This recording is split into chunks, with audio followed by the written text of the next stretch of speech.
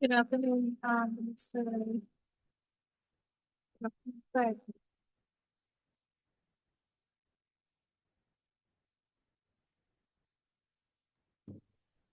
아이고, 왜 안 되네.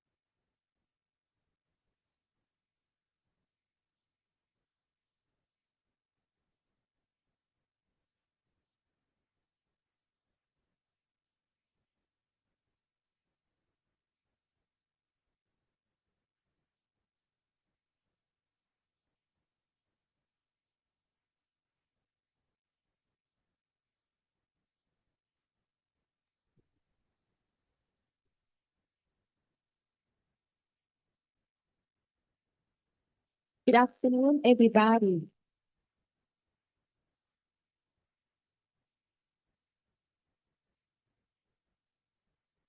Welcome everyone to the 2025 International Symposium on Cultural Education under the theme of Human Self-Power. This symposium focuses on the methods of education of the cultural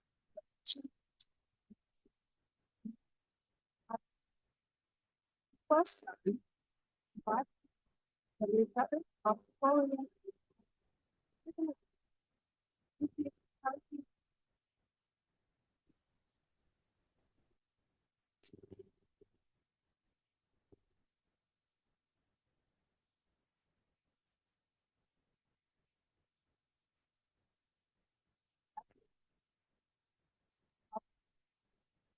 Excuse me, please turn on the microphone, please. You can't hear. There's no mic. Your microphone is off. Sorry. Can you hear me? Okay. Can you hear me? Yes, thank you. Thank you. So let's start. Thank you so much. Welcome everyone to 2025 International Symposium on Culture and Civilization. This year we are under the theme of Truly Soft Power. This symposium are hosted by Mekong-Salween Civilization Study Journals, Division of Art and Culture Conservation Relation Universities, and academic partner. Let's start with Embassy of the Republic of Korea in Thailand. The second is British Council, Thailand. Third is Faculty of Medical Science Relation Universities. The fourth is Faculty of Cultural Science Universities, Pancacaran, Bandung, Indonesia. And the last one is Center of Excellence for Tourist Management Research, Faculty of Business, Economics, and Communication, Malaysian universities. Today, we have three honorary speakers. The first one is Mr. Namhayuk Kim, Minister of the Embassy of the Republic of Korea in Thailand. We'll talk about soft power and Korea national branding. The second one is Mr. Danny Whitehead, Country Director, British Council Thailand. We'll talk about unpacking the authentic core of cultural influence. The last one is Associate Professor Dr. Sukit Yasothon Singh, Dean of the Faculty of Medical Science, Malaysian Universities. We'll talk about longevity economic update. Right now, may I introduce Dr. Jaruwan Dangwitha from Center of Excellence for Tourism Management Research from Faculty of Business, Economics, and Communication, Malaysian University. We lead the opening ceremony. Thank you. Good afternoon, our guests. I'm Young Minister. Today, we are so honored to have very special guest speaker from Republic of Korea, UK, and also Thailand. And today, we also have our Vice President for International Affairs to give us a welcome speech before we begin our symposium. Let me invite Dr. Pisut Atishyakun, the Vice President of Naresuan University, for welcome speech.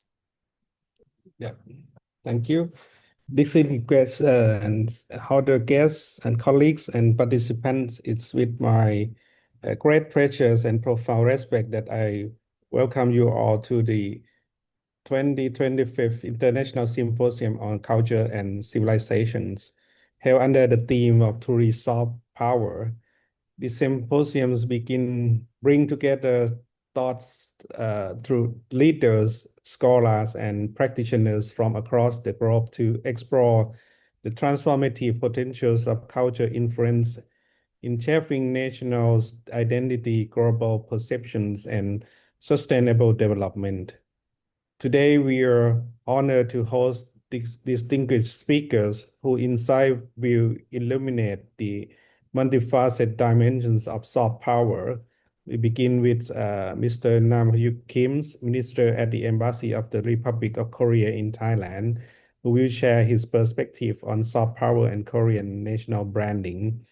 Following this, Mr. Danny Whitehead, Country Director of the British Council Thailand, will delve into unpacking the authentic core of cultural influence. Finally, we will hear from Associate Professor Dr. Sukit, Dean of Faculty of Medical Science at Naresuan University, who will present on the evolving concept of the longevity economies. The symposium is made possible through the collaboration of esteemed institutions and the dedications of our moderators. Dr. Kasno Humangas from the Faculty of Cultural Sciences, Universitas Pajajaran, Bandung, Indonesia. Dr. Kietwadi Puttapum Pitak and Dr. Jaruwan Dangbupa from the Center of Excellence for Tourism Management Research, Faculty of Business, Economics, and Communication, Naresuan University, whose expertise ensures a dynamic and engaging dialogue throughout the event. Let this gathering be a platform for meaningful exchange, mutual learning, and for the forging of new pathways for the cultural diplomacies and innovations. May today's discussion inspire us to harness soft power not only as a strategic tool, but as a genuine force for global understanding and cooperation. Finally, I extend my heartfelt thanks to each of you for your participation in this symposium under the theme of truly soft power. We aim to foster academic collaborations and knowledge exchange among international scholars in the field of civilization studies, while also advancing the Mekong-Salween Civilization Study journals toward international recognitions and excellence. I wish you all a productive, insightful, and enriched symposium. Thank you.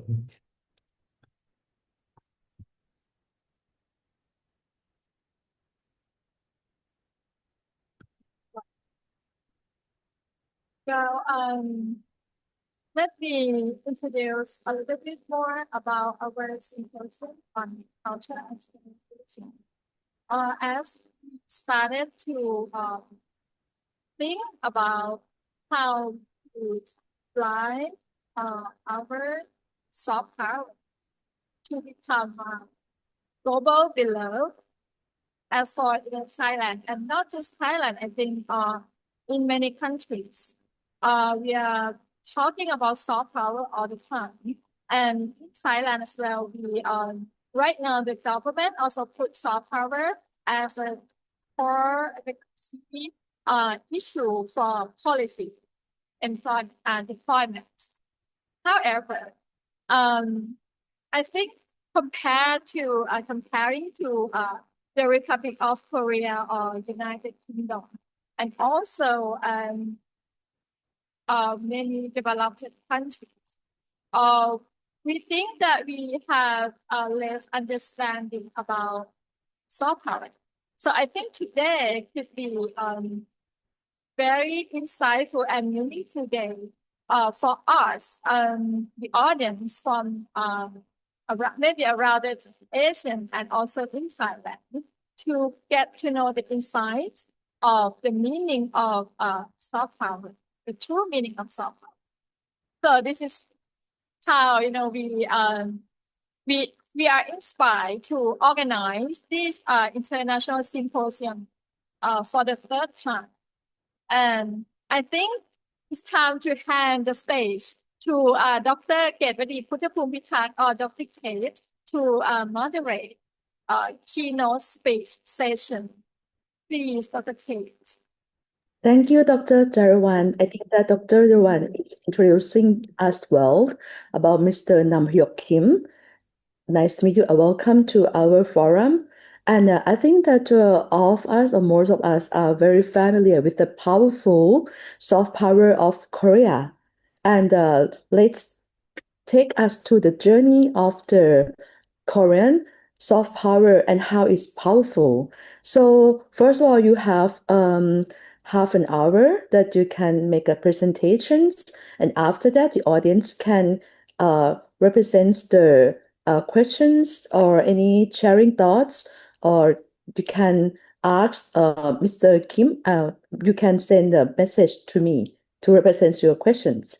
Okay, thank you, Mr. Kim Nam Hyuk. Please begin your session. Thank you. Can you hear me? Yes, clearly. Very clearly. Ladies and gentlemen, good afternoon. Sawadee krap. It's a great pleasure to join you today on behalf of the Embassy of Republic of Korea in Thailand. First, I'd like to thank the organizers for their kind invitation and extend my warmest congratulations on the successful opening of the 2025 International Symposium on Culture and Civilization hosted by Naresuan University. This symposium provides an important platform to study and deepen understanding the regional identity, cultural heritage, and social change in the Southeast Asia. In this regard, it is a true honor for me to deliver a keynote speech on the soft power and Korea's nation branding under this symposium's theme of truly soft power. I'd like to highlight the important role of Mekong-Salween civilization studies supported by Naresuan University. This initiative not only advances interdisciplinary research on the region, but also serves as a vital channel for fostering regional cooperation and cultural exchange, both of which are essential pillars of soft power. In this context, the theme of truly soft power is especially timely and relevant, as our two countries Korea and Thailand continue to expand cooperation in the fields of digital content and cultural industries. At this symposium, discussions and exchanges would inspire new insights and continue to exploring cooperative opportunities. Let me share my Yes. slide. Yes. Okay, could you share that? Okay. Hold on, please.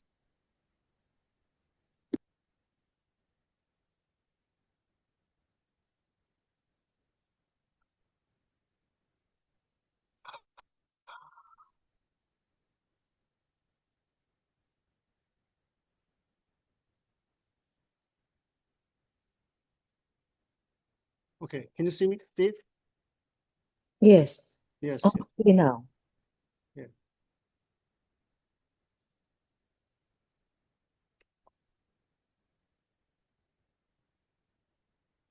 So from 2014 to 2015, I had the privilege of serving as Director for Public Diplomacy Policy at the Ministry of Foreign Affairs of Republic of Korea. During the time, I gave a considerable thought to public diplomacy, soft power, and the notion of national nation branding.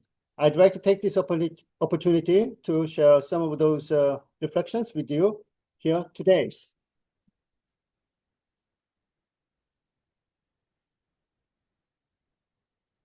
First of all, let me discuss soft power. The concept of soft power was first introduced in the early 1990s by Professor Joseph Nye of Harvard University.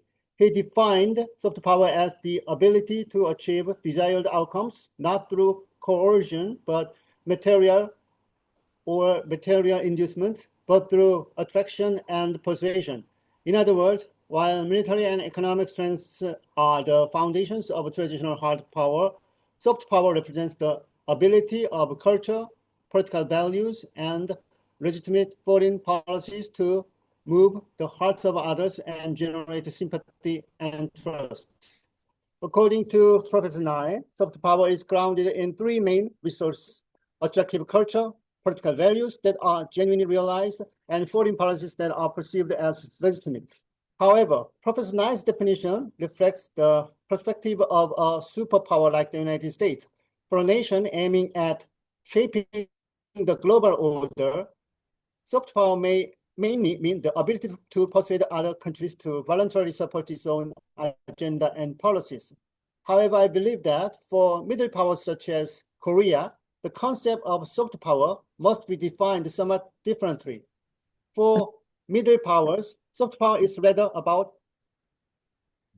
forming trust through attraction and people-to-people exchanges, encouraging diversified cooperation, contributing to the international community, and thereby naturally expanding the circle of friendly nations. Okay, Korea. excuse me, Your Excellencies. I think that slides is not moving. Maybe would you please share it again? That the slide is still in the first cover page. Oh, really? It's not Sorry moving? to disturb you. It's not moving. Would you please press share the slides and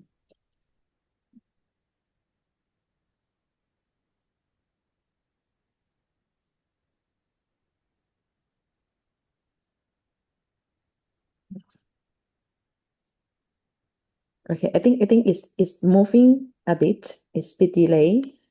Sorry to disturb you. Is it okay. moving? Yes, it's moving now. Okay, I think it's better way. It's better this way.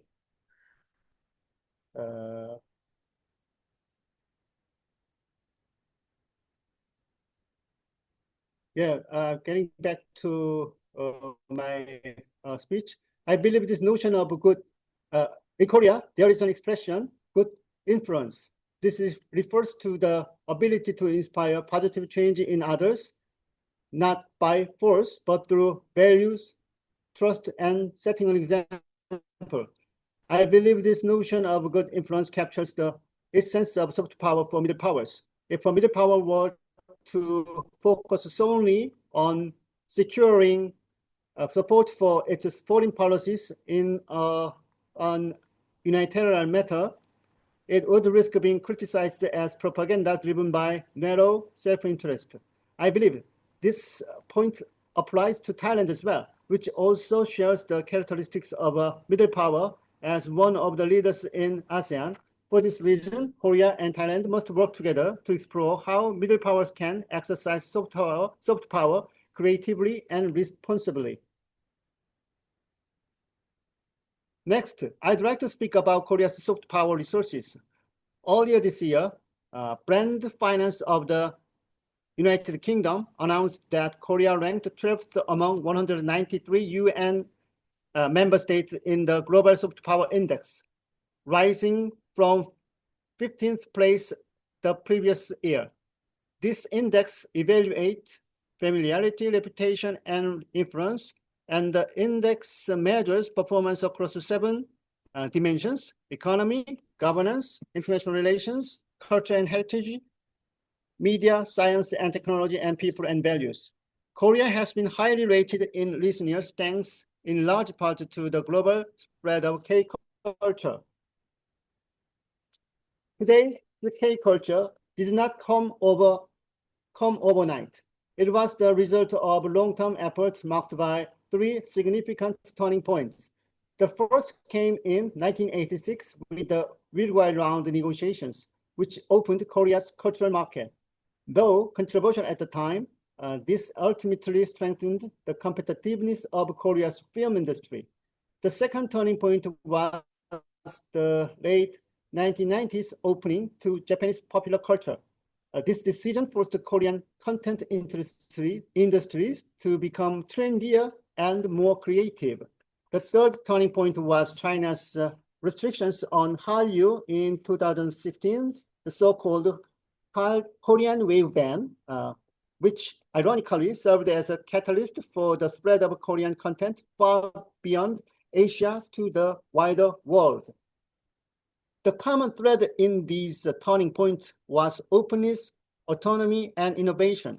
Throughout this journey, the Korean government maintained a simple but important principle: support but do not interfere, fostering an environment where creativity could flourish.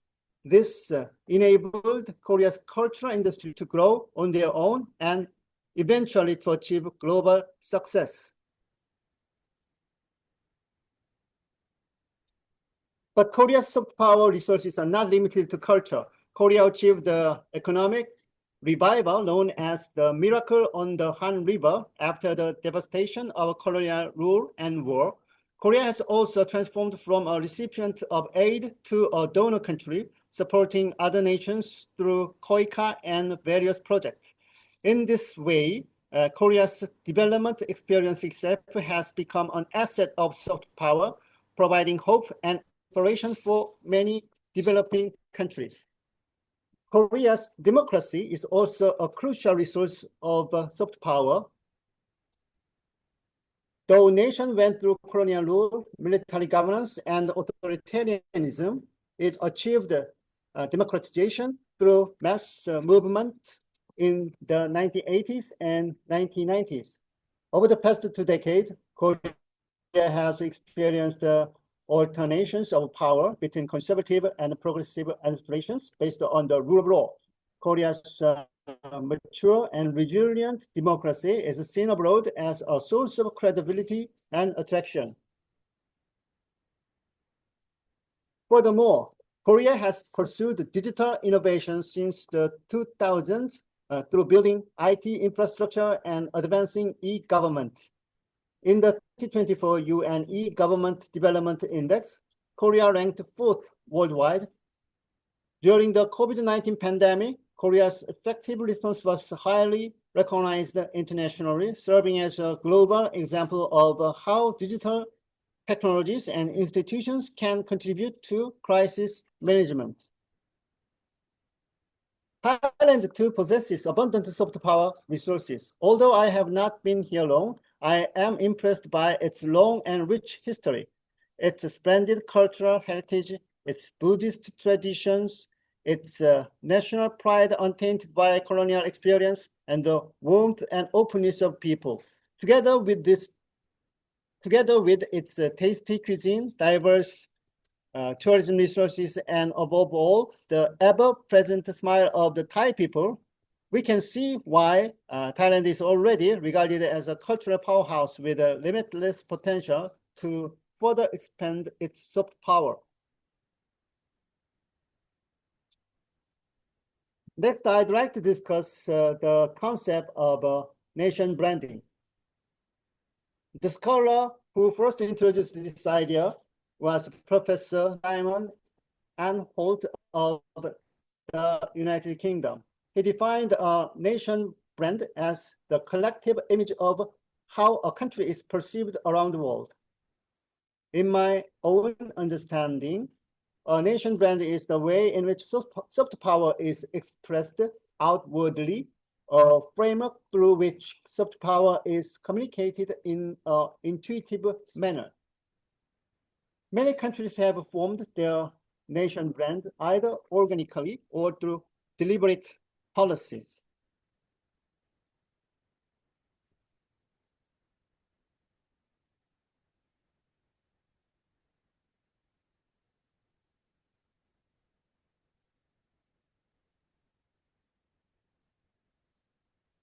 Switzerland offers a prime example of the organic development of a nation brand. The label Swiss made was originally nothing more than a mark of origin for watches made in Switzerland. Yet thanks to the precision and quality of Swiss products, it ultimately came to embody the national image of Switzerland itself. Combined with Switzerland's reputation as a neutral and peaceful state, as well as the image of the Alps and traditional yodel songs, Swiss made has become a globally trusted nation brand of Switzerland. There are also examples where governments have taken the lead in shaping nation brands. The United Kingdom, despite already possessing immense soft power assets, attempted in the 1990s to launch a nation brand called Britannia. However, the word cool ironically evoked the coldness of Britain rather than cultural vibrancy, and the initiative fell short of expectations. This was later replaced with the Great Britain campaign, which has successfully served as a comprehensive nation brand encompassing tourism, trade, education, and culture. France, too, has constructed its nation brand by linking the tricolor flag and the figure of Marie Anne to the French Revolution's ideals of liberty, equality, and fraternity. By contrast, slogans such as Malaysia Truly Asia or Incredible India are indeed catchy and memorable, but they have primarily remained as tourism campaigns rather than comprehensive expressions of national soft power.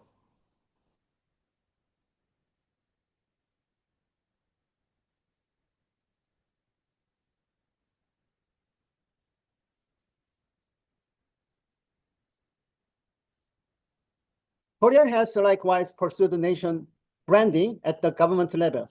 Yet, in its early stages, these efforts were largely framed within the context of tourism promotion.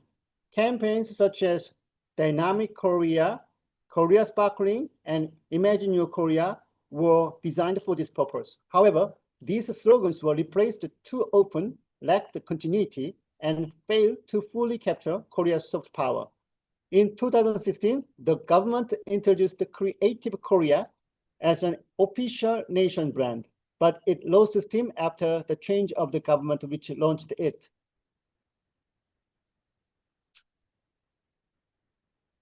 Though what has proven most impactful was the organic emergence of the letter K. Today, K-pop, K-drama, K-beauty, and K-food are globally recognized and represent the quality of Korean products. In my view, Korea's soft power is being symbolized by the letter K for people around the world. Thailand, of course, has its own well-known slogan, Amazing Thailand. Yet, I would argue that, like the examples of Korea, Malaysia, and India, it is more of a tourism campaign than a fully pledged nation brand. With Thailand's abundant soft power resources, however, I sincerely believe that a more solid and comprehensive Thai nation brand will take shape in the years to come, whether through government leadership or organic development. Before closing the discussion of nation branding, I wish to offer a notion of caution. Nation branding must not become a mere instrument of cultural mercantilism.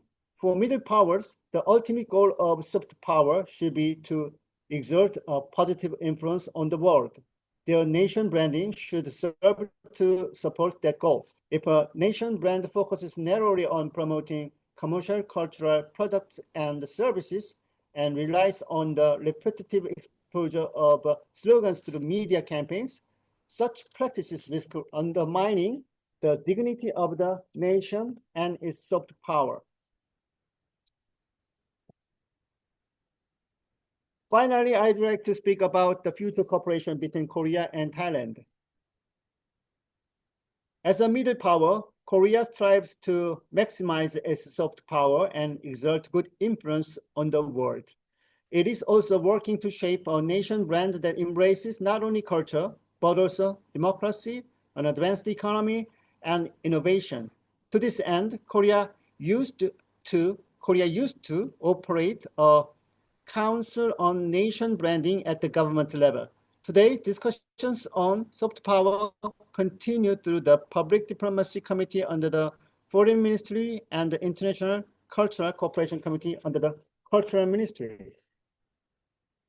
The Thai government, for its part, is currently operating a National Soft Power Strategy Committee chaired by Prime Minister. With substantial budgetary allocations in various fields, Thailand is promoting its cultural industries while enhancing the country's charm and soft power. I'm confident that if our two nations join hands as middle power soft power states, we will be able to create strong synergy. In particular, on September 5th, the first Korea-Thailand Joint Committee on Culture was convened in Seoul. At this meeting, our two countries explored avenues for soft power cooperation, and the discussion sought to set a direction for such cooperation going forward. I sincerely hope that the outcomes of the Joint Committee will provide a solid foundation for the research and academic exchange of scholars and students of Korean studies in Thailand.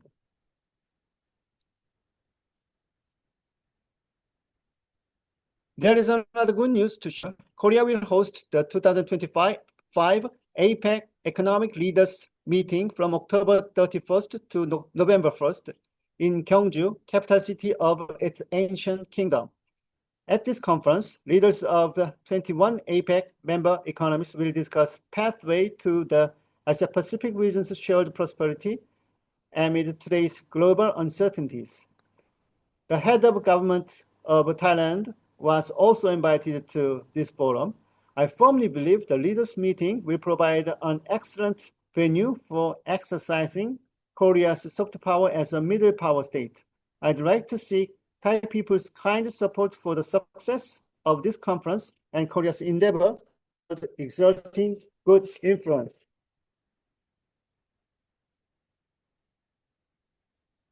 Ladies and gentlemen, soft power is not about domination. It's about cultivating trust and building a shared future. I hope that today's symposium will generate fresh, broaden the horizon, and further advance the study of Mekong-Salween civilization. In the upcoming session, the panelists will address the authentic core of cultural influence, and I trust that in line with the points I've shared today, diverse visions and perspectives will be exchanged in a spirit of openness. Once again, I extend my sincere gratitude for the honor of joining you as a keynote speaker. Looking forward to seeing the meaningful contributions each of you will make throughout this symposium. Thank you very much. Kokonkrap. Thank you. Thank you very much for your contribution and insightful presentation on the Korean soft power and how it relates to the powerful nation's branding. Okay, and I would like to go back to the audience.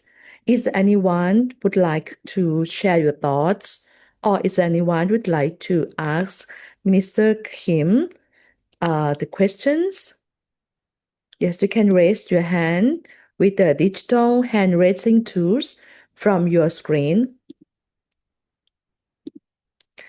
If you don't want to ask here, you can write down to my chat message so I can ask this for you. Okay. Do you have any questions? If still there's no question, I have some. Oh, okay. Mitsari, right? Okay. Please turn on the microphone and ask a question or share your thoughts, please. Yes. Good afternoon, Miss. And I'm sorry if I can be on cam. No worries. Okay. My name is Saira Biani and I'm from Pajajaran University, Bandung, Indonesia. I want to ask about something.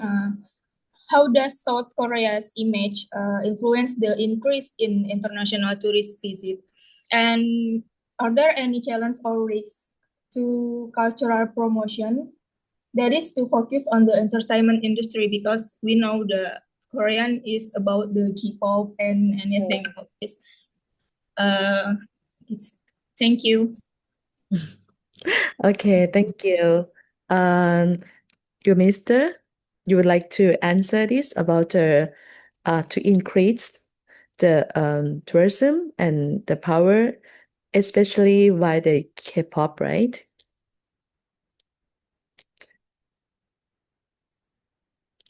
Okay, you can turn on the.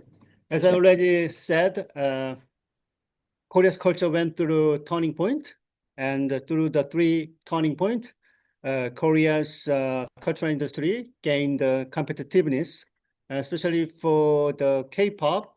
I think, as I already mentioned, as a second turning point, Korea opened to the Japanese cultural market.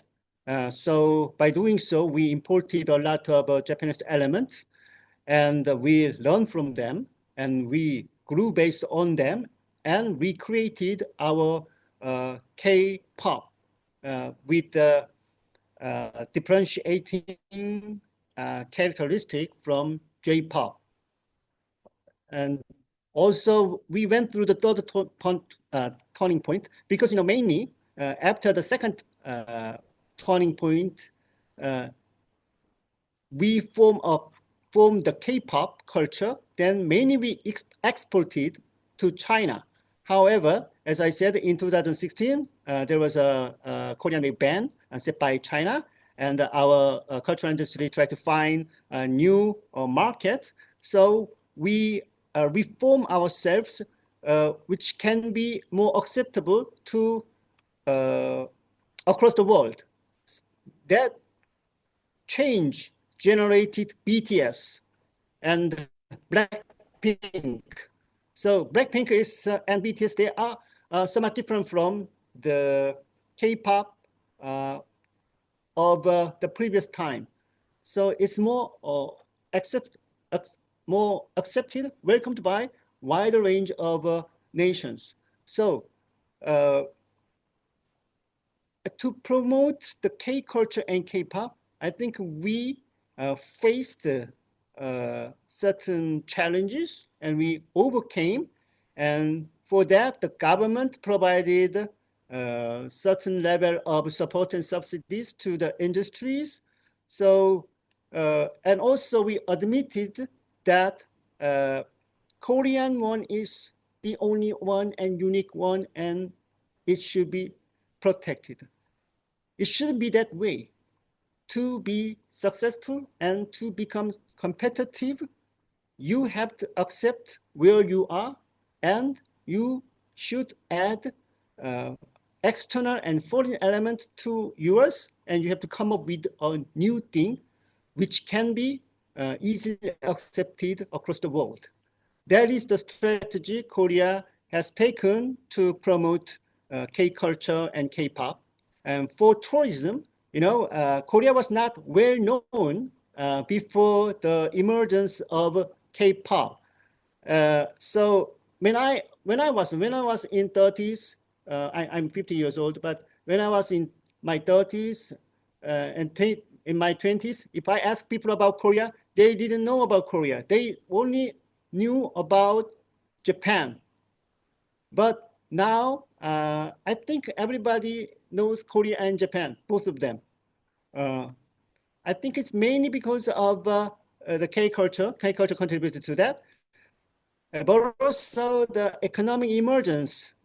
And Korea's, the state has risen to the international fora and international stage, as I said, thanks to the economic cooperation with other countries.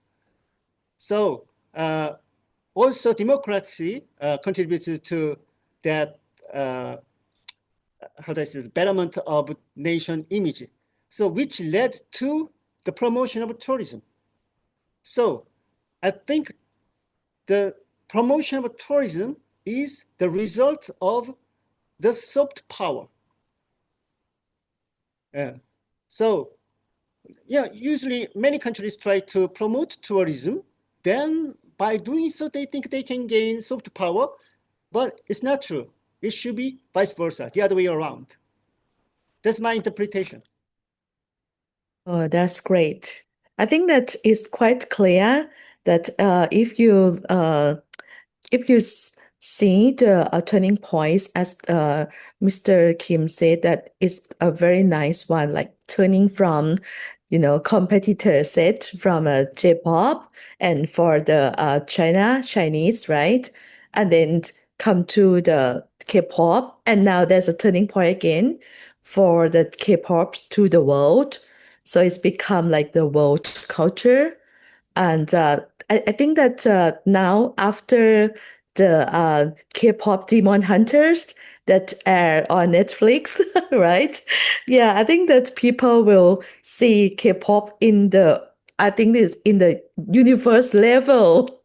People, new generations, and it comes to the results of the tourism, but not only tourism. I agree with you. Yeah, that's a great one. It's a great tourist. And Thailand, we are doing on T-pop as well. Yes, right, Mr. Dr. Charuwan. You like to share something? Me and Tate are some example of Thai people who are charmed by K-pop. Like 2 nights ago, I was watching a K-drama called Bon Appetit,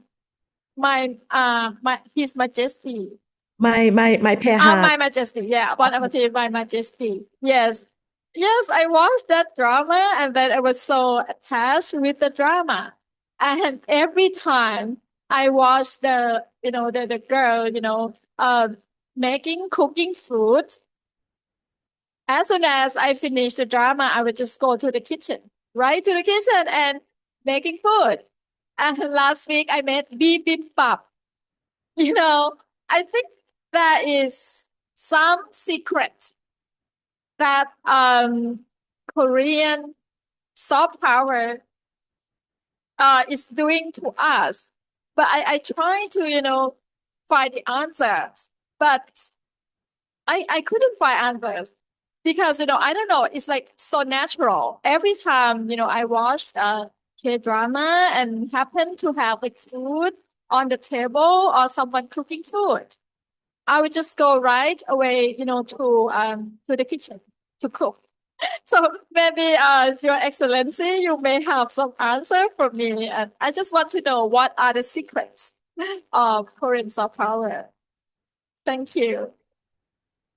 Thank you for your question. This is just my interpretation. 20 years ago, when people say made in Korea, I mean, not 20 years ago, 40 years ago, when people say made in Korea, they talked about very clumsy product, like a handmade product or very low quality, low value added manufactured product. However, Korea continued its industrial effort and it refined its industry and skills. Now, when we say about made in Korea, it represents high quality. That's my understanding, even though it does not reach yet to the level of Swiss made. But when people think about made in Korea, and choice between made in Korea and made in somewhere else, many people want to buy made in Korea because they trust the quality of a product we can provide. So I think Korea has provided trust for the international community with the soft power, including the quality of the product we make, and also economic revival from the war and the colonial period, and also flourishing K-culture. So the forming trust is not an easy way. You need a long time effort, and also it should be done in multiple areas like economy, democracy, politics, economy, and culture. So by doing so, I think the trust emerges naturally. So when you have that kind of trust, then people outside would love you, then it can be a good source of soft power. That's my understanding. Okay. Is that okay, Dr. Jerwand? Yeah, that's great. Very clear. Okay, it's quite clear. And thank you, Your Excellency. We have another question from the floor. This is from my chat box from Miss Nabila from Universitas Pajajaran, Indonesia. And she said that because her network is quite unstable, so she would like me to ask that. She would like to ask how Korea built the image of an eco-friendly nation to promote sustainable tourism. So that's the first question. And the second one, she would like to know from the staff that if we can share the presentations, but that's later. I will answer to you via Dr. Jaruwan. But first, Your Excellency, how Korea built the image of an eco-friendly nation to promote sustainable tourism. It's quite complicated issue. I think it's also because of a sense of crisis. After the Korean War and the colonial period by Japan, Korean territory was devastated. There was no tree on the mountains and everything was crumbled. So we built our country from the ash. Then we had a sense of urgency and crisis. If we ruin our nature, then there's nowhere to go. Korea is not a large country. It's a very small country. The Korea is, especially South Korea, is Republic of Korea, is just a part of the Korean Peninsula. The size of Korea is, the Republic of Korea is very small. I think it's a fifth of Thailand.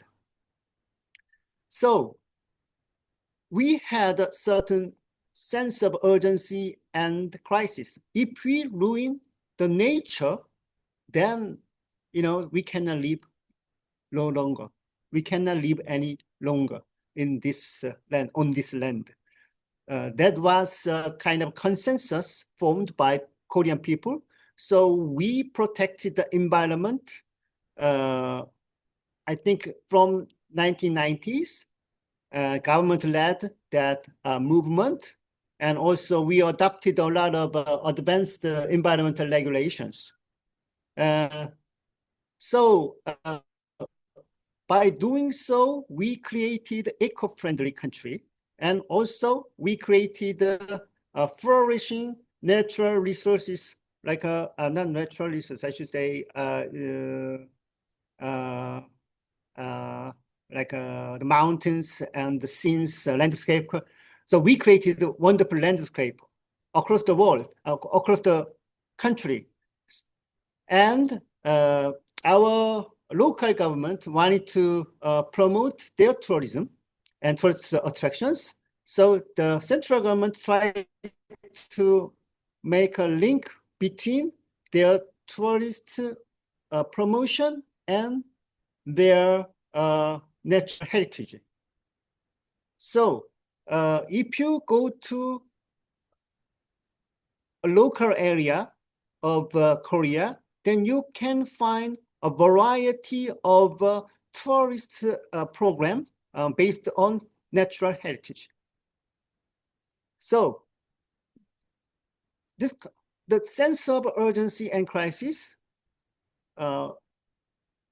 which we inherited from the war and the colonialism, plus government awareness and people's awareness about the importance of nature and the environment, and also the local government efforts to promote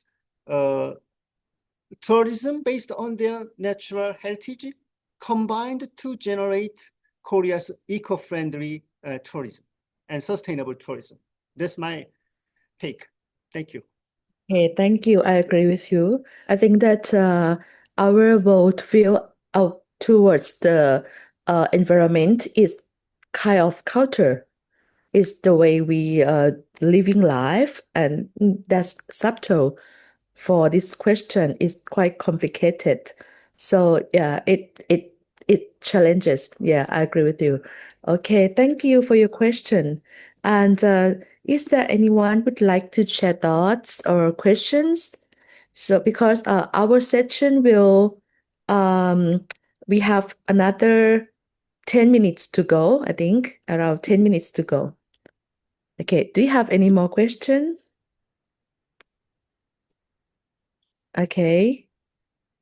And is there anyone? Oh, Yeah. Meet. can I? Okay. Hello, my name is Iza Tunjara. I'm from Pajajaran University. I would like to ask you about is the promotion of K-pop culture aligned with the principle of sustainable tourism? And another question is this also one of the government strategies to promoting Korean culture and tourism to around the world? Thank you.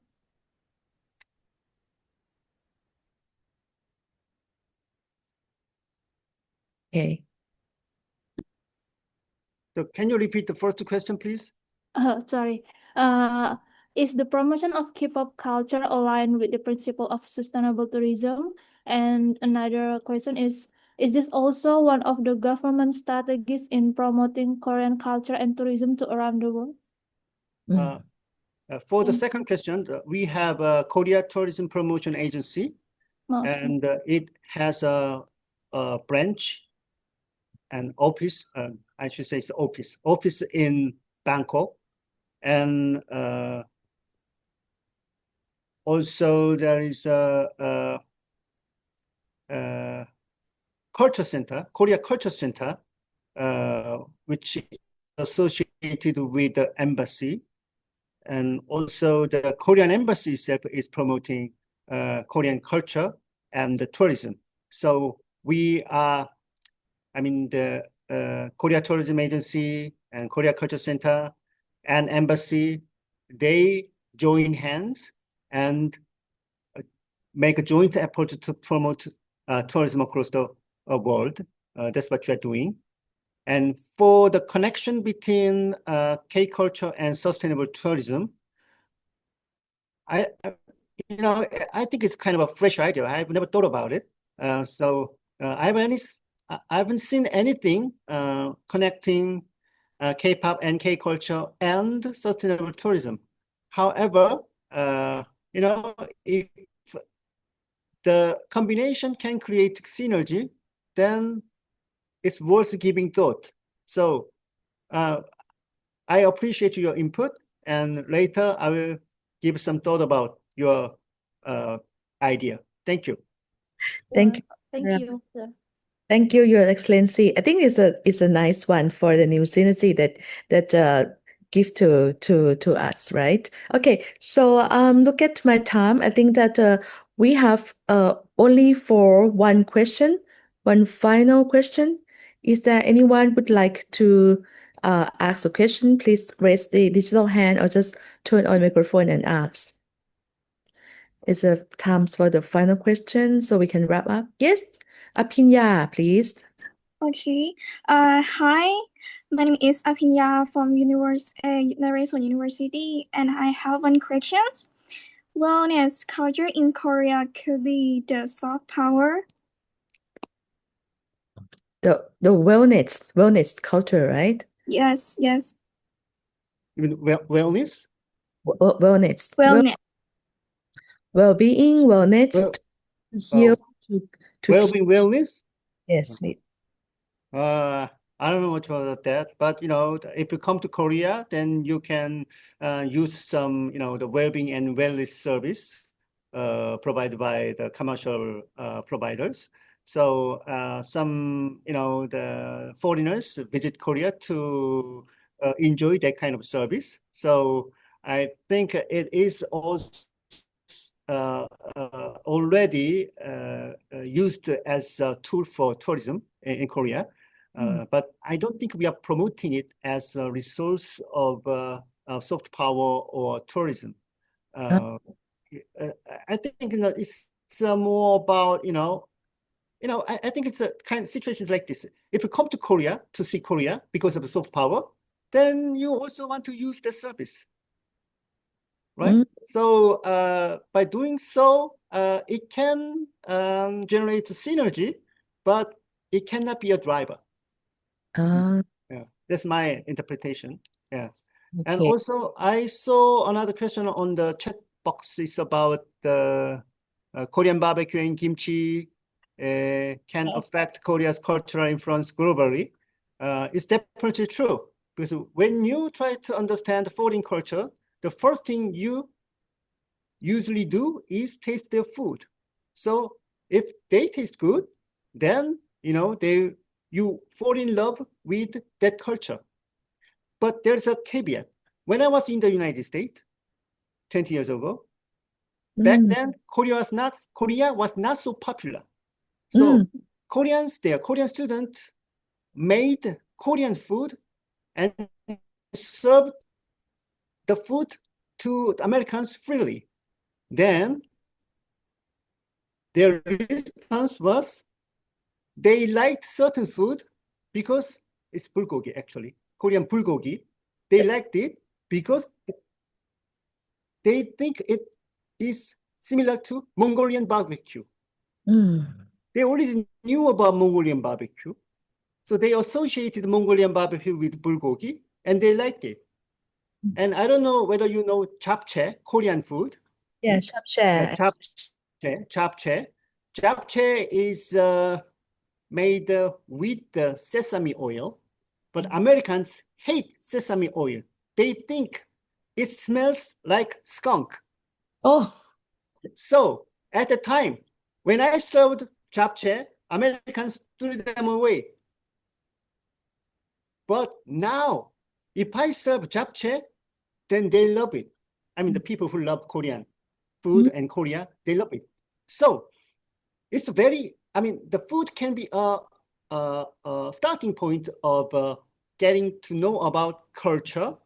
However, if you don't like their culture, then there's no reason for you to love their food. So I think it's I think it's reciprocal. However, food can be a kind of a precursor, I mean the leader of your liking to a certain country or culture. Yes. Okay. Thank you. Thank you very much, Your Excellency. I think that for the first session is juicy and yummy and so powerful, right? And on behalf of our staff, right, I would like to thank you for your time, for sharing your insightful thoughts on the role of soft power and nation brandings, and also to many aspects. I think it inspires many of us, and I deeply appreciate your encouragement and hope all of you can get inspirations to contribute to our countries. Yes, and can find the future of the cooperations between Thailand and Korea and Indonesia as well. Okay, thank you, thank you, thank you, Mr. Kim. Okay, Thank you, it was mine. Bye-bye. Dr. Jaruwan, please. Thank you again, Mr. Kim, and also Miss Yu Jin Song, who is the first secretary and who is the coordinator for us. And thank you so much. And the next, we're gonna move to the next session.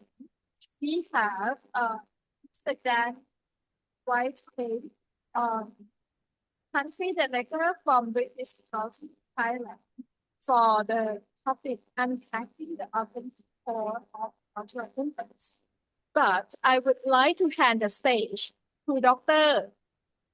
Hasno as a Hello. moderator for this session. Please, Hasno. Hi. Hello, Dr. Jaruwan. Thank you very much for the occasion given to me from Indonesia. Hello, Ketwadi. See you again. Yeah, thank you very much. After we have an interesting topic about Korean culture for soft diplomacy, the next session, for the second session, we are going to have another interesting topic. It is about unpacking the authentic core of cultural influence.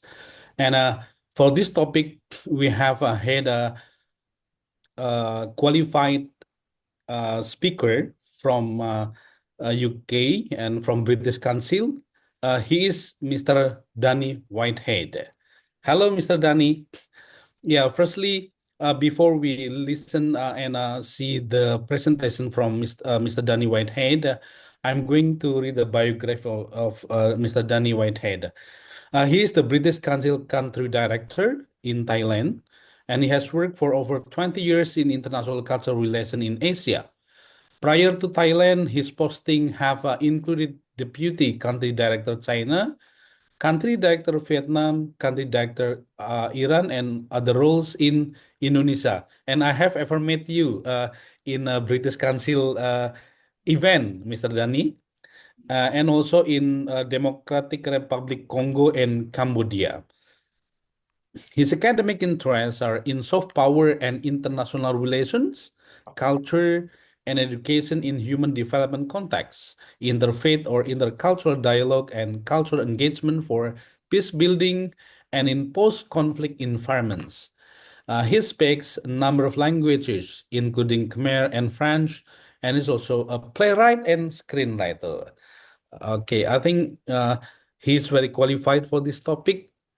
So to save the time, the floor is yours, Mr. Dani. Thank you very much for such a wonderful introduction, and sawadee krap to all my Thai friends out there listening today, and apa kabar to all our colleagues and friends from Indonesia as well. Thank you. Let me just share my screen here.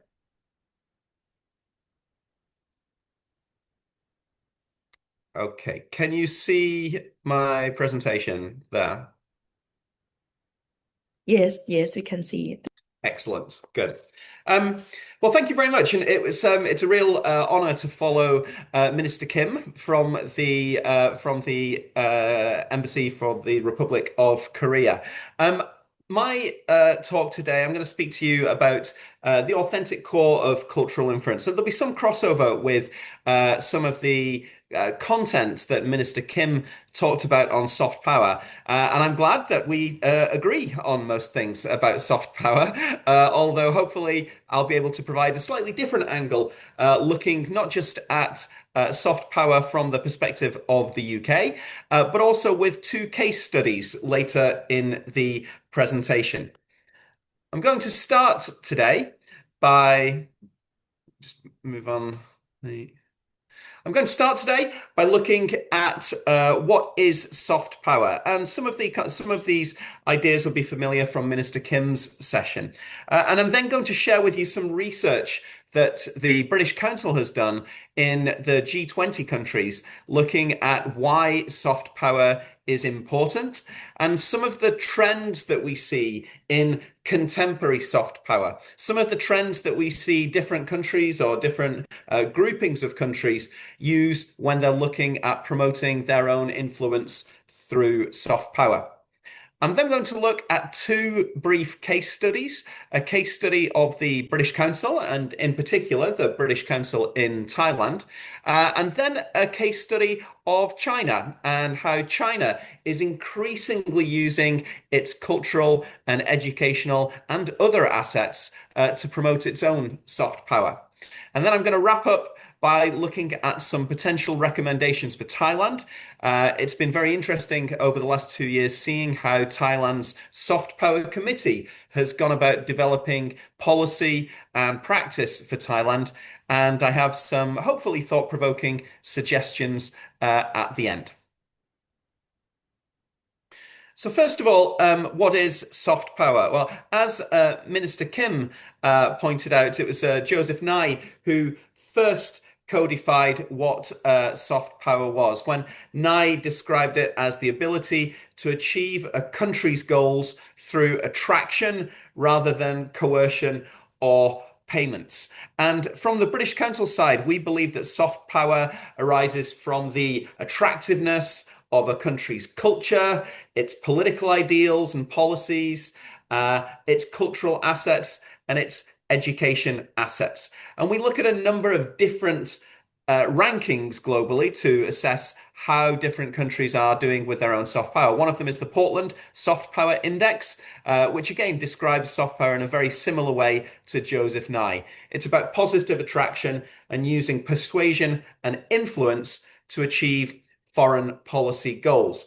And I think that's important at the moment to focus on that, because sometimes I think there's a bit of a confusion, and sometimes people talk about soft power in terms of things for the UK, like the Premier League, which is very, very popular here in Thailand, or like the monarchy, or the Beatles, or some of our other cultural assets. And I think it's important that those are soft power assets.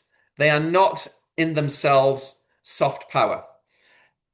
Real soft power is the outcomes that a country gets when it utilizes those assets. It's the outcomes in terms of persuasion, attraction, and influence. It isn't the assets in themselves. And this confusion I see quite a lot, not just from students or colleagues or people that I speak to, but I also see this at government level when governments talk about building their soft power.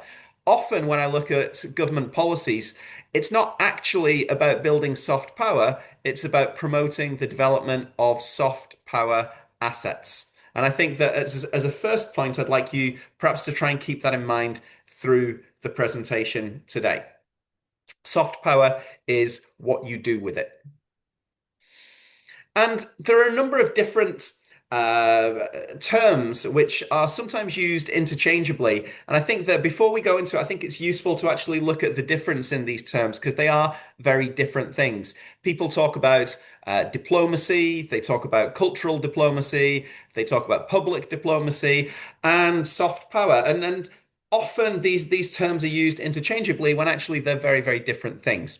And so just very quickly, when I talk about traditional diplomacy, I talk about the traditional relations between one country's government and another country's government. It's that state-to-state engagement, either from representatives of the government or through the diplomatic service, through the embassies. And there you can see our ambassador, His Excellency Mark Gooding, with the former Minister for Higher Education, Science, Research and Innovation, Minister Supamas.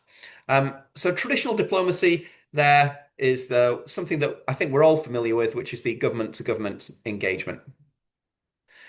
Now, public diplomacy is diplomacy that is run by the embassies or by the state in its engagement, not with the other state, but with the people of another country. And so the critical thing here is that it is government to people. It's where one country communicates to the public in another country. So, for example, Minister Kim, who spoke so eloquently just before, speaking to all of you on the call today, is a great example of public diplomacy. It's the South Korean government speaking directly to the people of Thailand in the aim of promoting its own national interests. So if traditional diplomacy is government to government, public diplomacy is government to people. And a subset of that is cultural diplomacy. Again, this is run by the government. It's when a government of one country speaks to the people of another country, but uses its cultural assets in that communication. Here we can see the deputy head of mission from the British Embassy with the Premier League trophy at an event in Thailand. It's the UK government using the Premier League, using cultural assets, but communicating directly with the people of Thailand. So again, it's led by government, it's one way, and it's based on it's an instrumental value of culture. It's using culture to achieve a certain foreign policy aim or to achieve the aims of that particular government. Now, the last term here is cultural relations, and this is what the British Council, this is what we say that we do. We are not an organization that engages in public diplomacy or cultural diplomacy because we are not 100% part of the UK government. We are independent, arm's length body, and we represent the people of the UK. And so the difference between this is when the British Council brings UK universities, UK artists, UK researchers, UK students together with Thai, Indonesian researchers, scientists, artists. That's not an engagement between the government of the UK and the people in other countries. It's engagement between the people of the UK and people of other countries. And so for me, that's a critically important difference. That's a people-to-people engagement, and it is not one way. It is not the government speaking to people.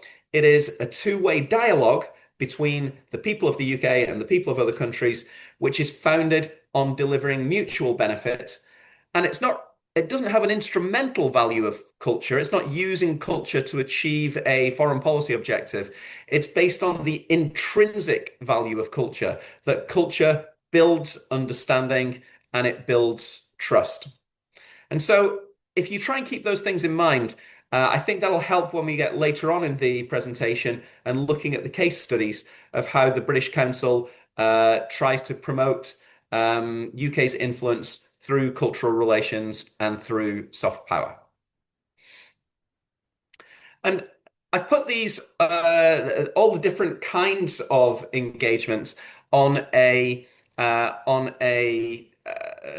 scale here, where you can see at one side, let me just move this out of the way. You can see there we have foreign development aid and assistance through language education, science and research, cultural exchange, showcasing, advocacy, and that all falls under the soft power. It's all activities that are done that try to build influence without the use of coercion or force. And that's as opposed to hard power, such as military actions or sanctions or coercion. And you can see at the bottom how cultural relations and cultural and public diplomacy sit across all those areas. And one of the questions that I get asked a lot is, which is more powerful? Which is better, soft power or hard power? And I don't think really there's any answer to that question other than neither is better than the other. But what we are aiming for at the UK level is neither just soft power nor hard power, but it is smart power. It's how we use both the UK's soft power and the UK's hard power to achieve the outcomes that the UK wants internationally.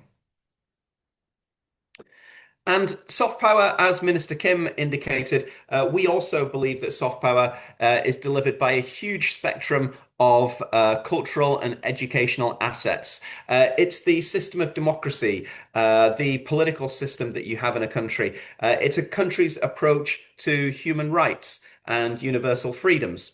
It's also demonstrated through foreign aid, through foreign development, and through trade and commerce. The more familiar things that we see a lot are through cultural assets and language and linguistics. The English language, for example, I think is one of the UK's most powerful soft power assets. It's also transmitted through education cooperation, through science and research, through the media, through digital technology, and increasingly through green technology and through health. And we're going to have a look at that a little bit later on. And then finally, through history and ideology. And so when we talk about developing or unpacking an idea of cultural influence, we shouldn't just be thinking of food and of sports and of arts and film and music. We need to think about the entirety of the cultural educational assets that deliver soft power for a country. Because it's only when we consider the whole picture, when we consider all of them, that we're able to develop a coherent soft power strategy that considers all those different aspects.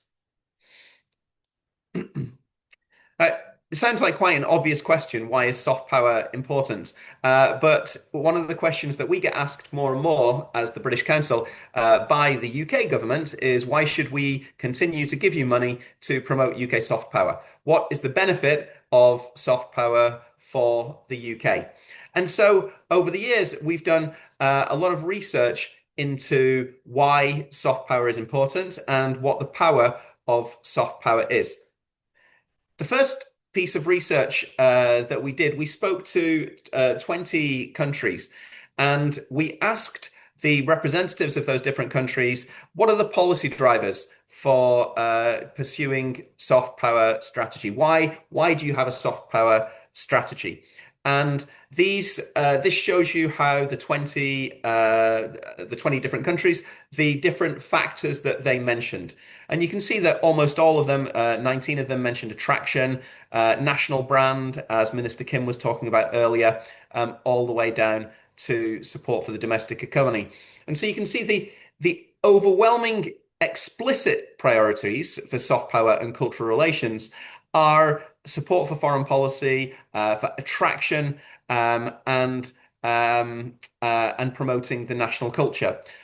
But while domestic economic development might not be explicit, it's certainly implicit and it's certainly a huge benefit. For example, using the UK as an example, through the UK's cultural relations, through the UK's soft power efforts, as well as sharing our values on the world stage, the cultural and creative industries drive our economy at home. The cultural and creative industries last year contributed more than £120 billion to the UK economy, and they employ more than 2 million people. And not only that, but the cultural and creative industries are, or many of them, are future-proofed because they are creative tasks. They need creative tasks, which at the moment AI cannot do. So we believe that even though it might not be an explicit aim of soft power in developing the domestic economy, it certainly has a real impact. It was also clear from the sample that governments see soft power and cultural relations as a key tool to generate geopolitical influence. And a great example of that is China, for example, where the Confucius Institute network, there are many Confucius Institutes here in Thailand. I've visited several of them. The Confucius Institute network contributes directly to the Belt and Road Initiative and to China's broader soft power strategy. Countries such as Brazil and Russia give huge importance to geopolitical influence. In fact, in Russia's case, Russia said that it's particularly focused on countries within its sphere of influence. And other countries are taking advantage of that around the world. The South Korean representatives that we spoke to talked about South Korea's cultural presence in Brazil as contributing positively to its engagement with Mercosur and the whole of the South American bloc. And so also, I think in here, which it's not mentioned explicitly, but I think it's important, one of the drivers is to engage with diaspora populations as well. And there are three reasons, I think, why engagement with the diaspora is important. There are some citizens of countries such as France or Turkey, for example, who retain the same rights as citizens in their own country. They can still vote and they can lead civic engagement. They engage locally and they create economic value, and they are themselves ambassadors for the country itself. And trust pays. We've done a lot of research to show what is the financial impact of cultural relations and soft power. And we show that if the more engagement between a country and the UK, the more engagement between the people of a country and the UK, measured in terms of trust, has a direct correlation to trade and foreign direct investment. It has a direct correlation to student mobility, and it has a direct correlation to tourism as well. And all those things generate money for the British economy. Now, finally, I think it's important to see this increased focus on soft power in a global sense as countries more and more compete for influence. And you can see here over 5 years and the last decade, the huge growth in the number of Chinese Confucius Institutes. And you can also see that France and the UK are the second and third most represented countries overseas, followed by Germany.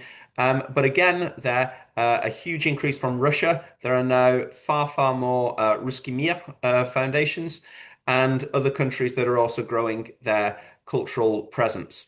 And that footprint does not equate directly to influence, but it does equate to more visibility and more opportunities to share positive perceptions of your own countries.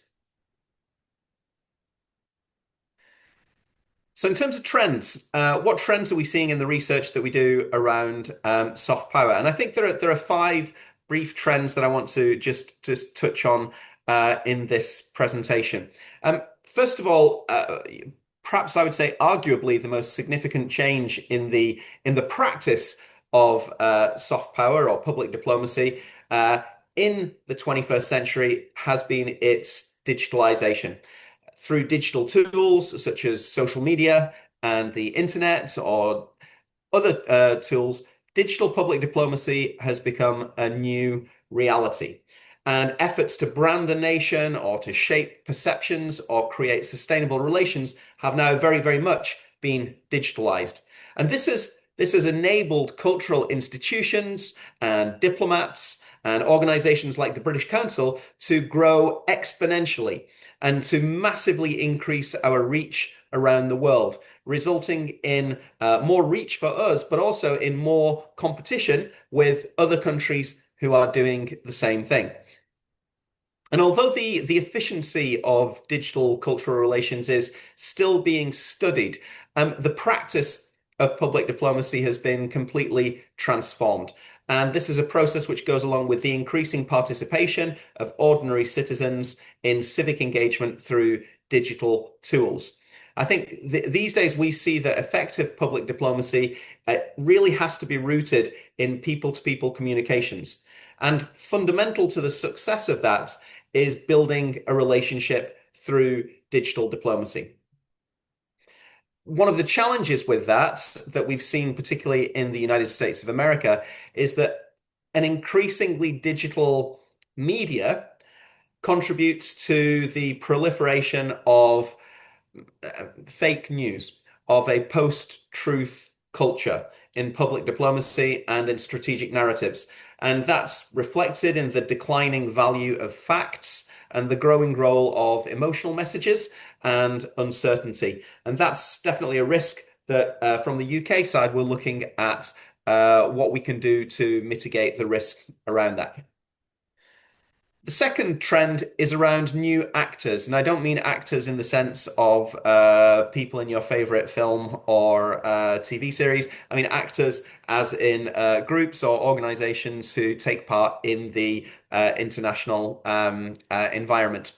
And this digitalization of soft power has led to opportunities for new informal actors to engage on a much, much greater scale, and often subnational actors. It's no longer just governments who are putting forward this public diplomacy.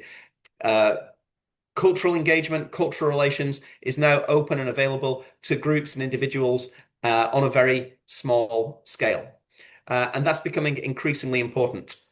And I think this can be viewed as a reflection of the decentralization of diplomacy and the decentralization of the soft power effort.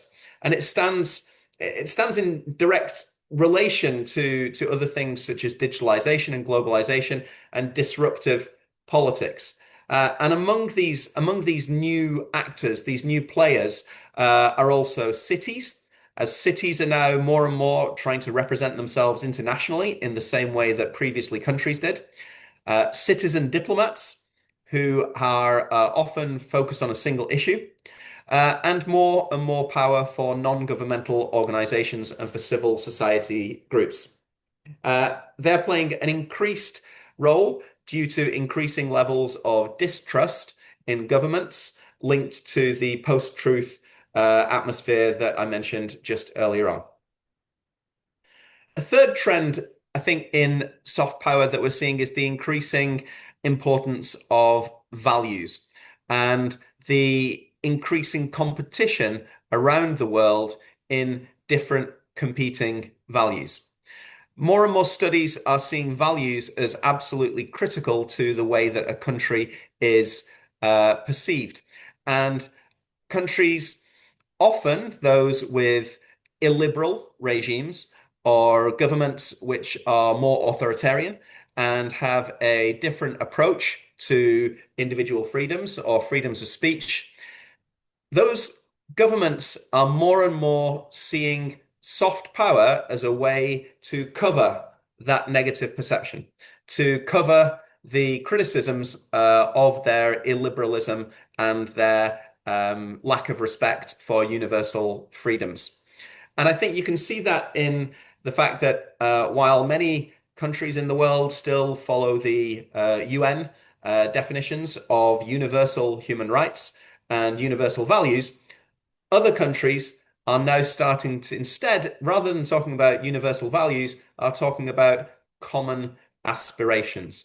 And that's a much, much weaker term, which some countries are starting to take up because it means that they do not themselves have to commit to universal freedoms and universal values. And we can see this particularly in global middle ground countries, in particular in countries who are not in the top tier of geopolitical influence, but who are in that middle tier of influence. And there are many of those around Asia in this particular part of the world. The fourth trend that we're seeing in soft power is around audiences, changes in different audiences. Originally, soft power was aimed at foreign audiences, but I think what we're seeing more and more now is that soft power and public diplomacy focuses equally as much on the impact on domestic audiences and domestic politics to help them understand and support their own government's efforts overseas. And finally, in terms of activities, in terms of the trends, we're seeing an increased focus on sport and sport diplomacy. We're seeing a much greater increase in climate diplomacy, in health diplomacy, and in elite focus diplomacy. And we'll see some of those in the case studies that I'm going to present shortly.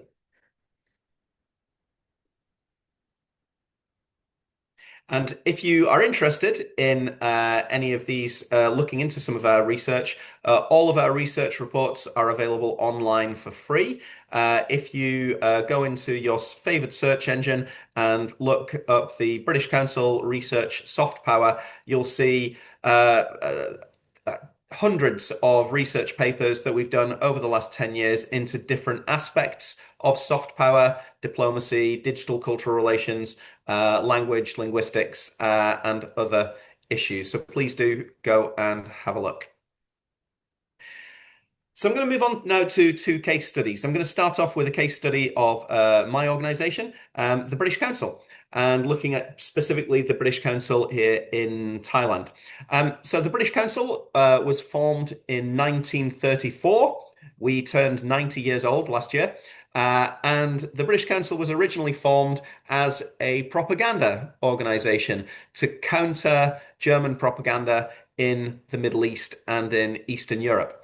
But in the 1940s, the British government realized that rather than just having an organization that was putting out propaganda, it was much more powerful to try and bring together the people of the UK with the people of other countries.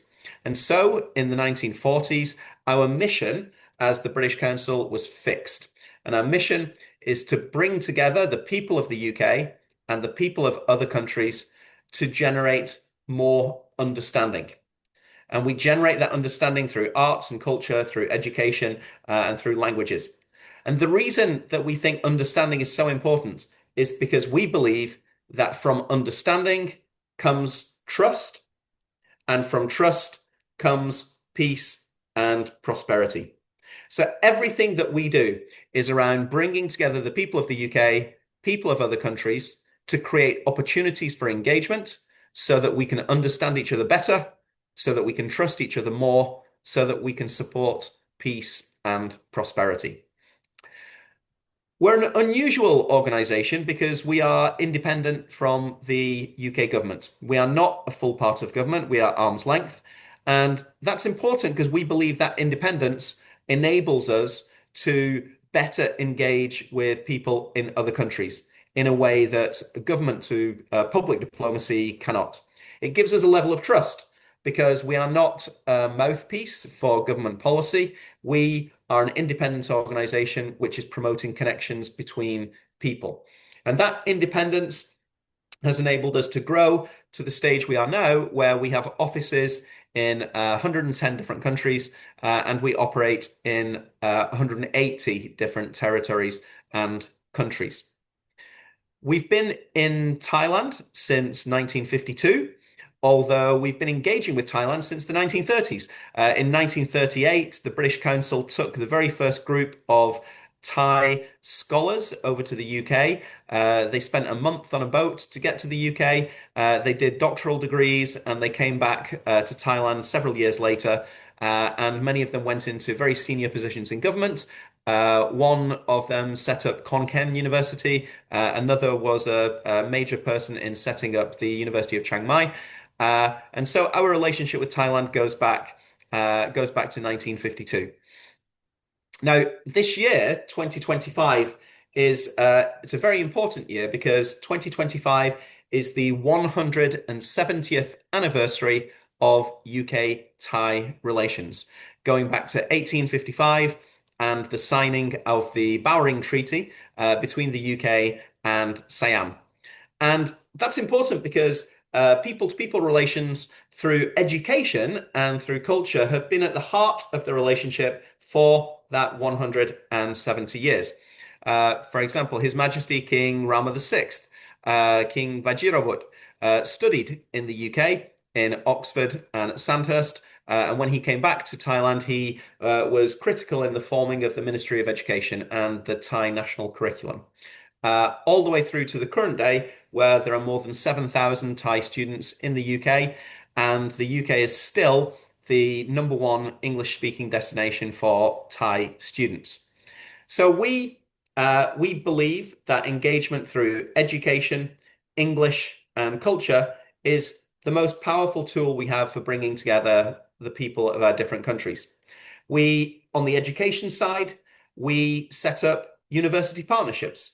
We promote science and research partnerships, bringing together the best of UK and Thai scientists, bringing together the best researchers and the best universities to jointly address global challenges such as climate change and sustainable agriculture.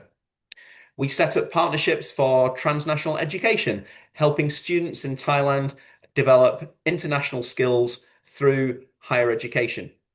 And we promote lifelong engagement through the two-way exchange of students, promoting more opportunities for people in Thailand to go to study in the UK, and for more people in Thailand to engage with UK education.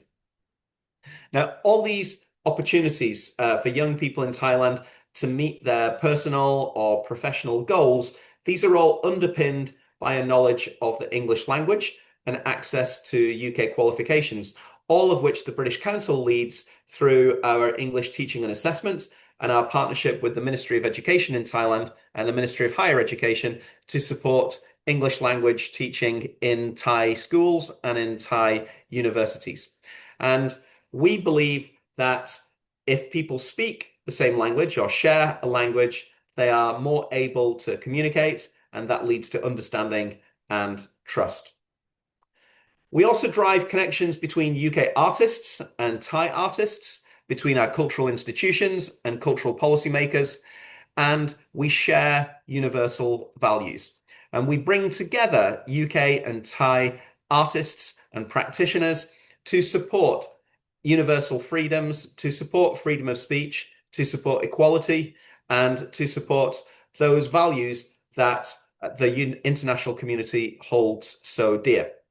We also support the development of Thai festivals, and we use UK soft power to support Thailand's ambitions to grow its own cultural prominence and its own soft power.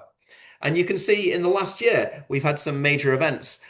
We were honoured that His Majesty the King and Her Majesty the Queen attended a concert by the UK Royal Marine Band in June, and that in March next year, we will be working on Thailand's very first Inclusion Festival, looking at disability and inequality between the 30th of March and the 10th of April. And all these areas of cooperation are intended, as I said earlier on, to build connections between the UK, the people of the UK, and the people of other countries. I think just one quick point on what we do in terms of the English language, because there is a risk that promoting the English language overseas has a negative effect. And so the British Council has a very clear policy in supporting multilingualism.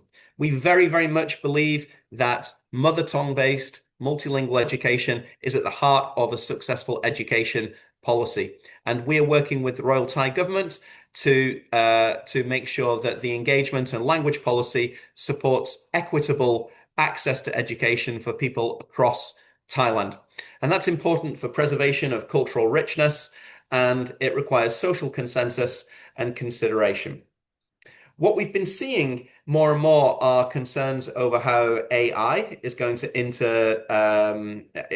work in the education system, and some concerns from teachers across Thailand about whether AI will replace teachers or what would the impact be for students. And a lot of the research, so we've done a global piece of research looking at AI and technology in the classroom.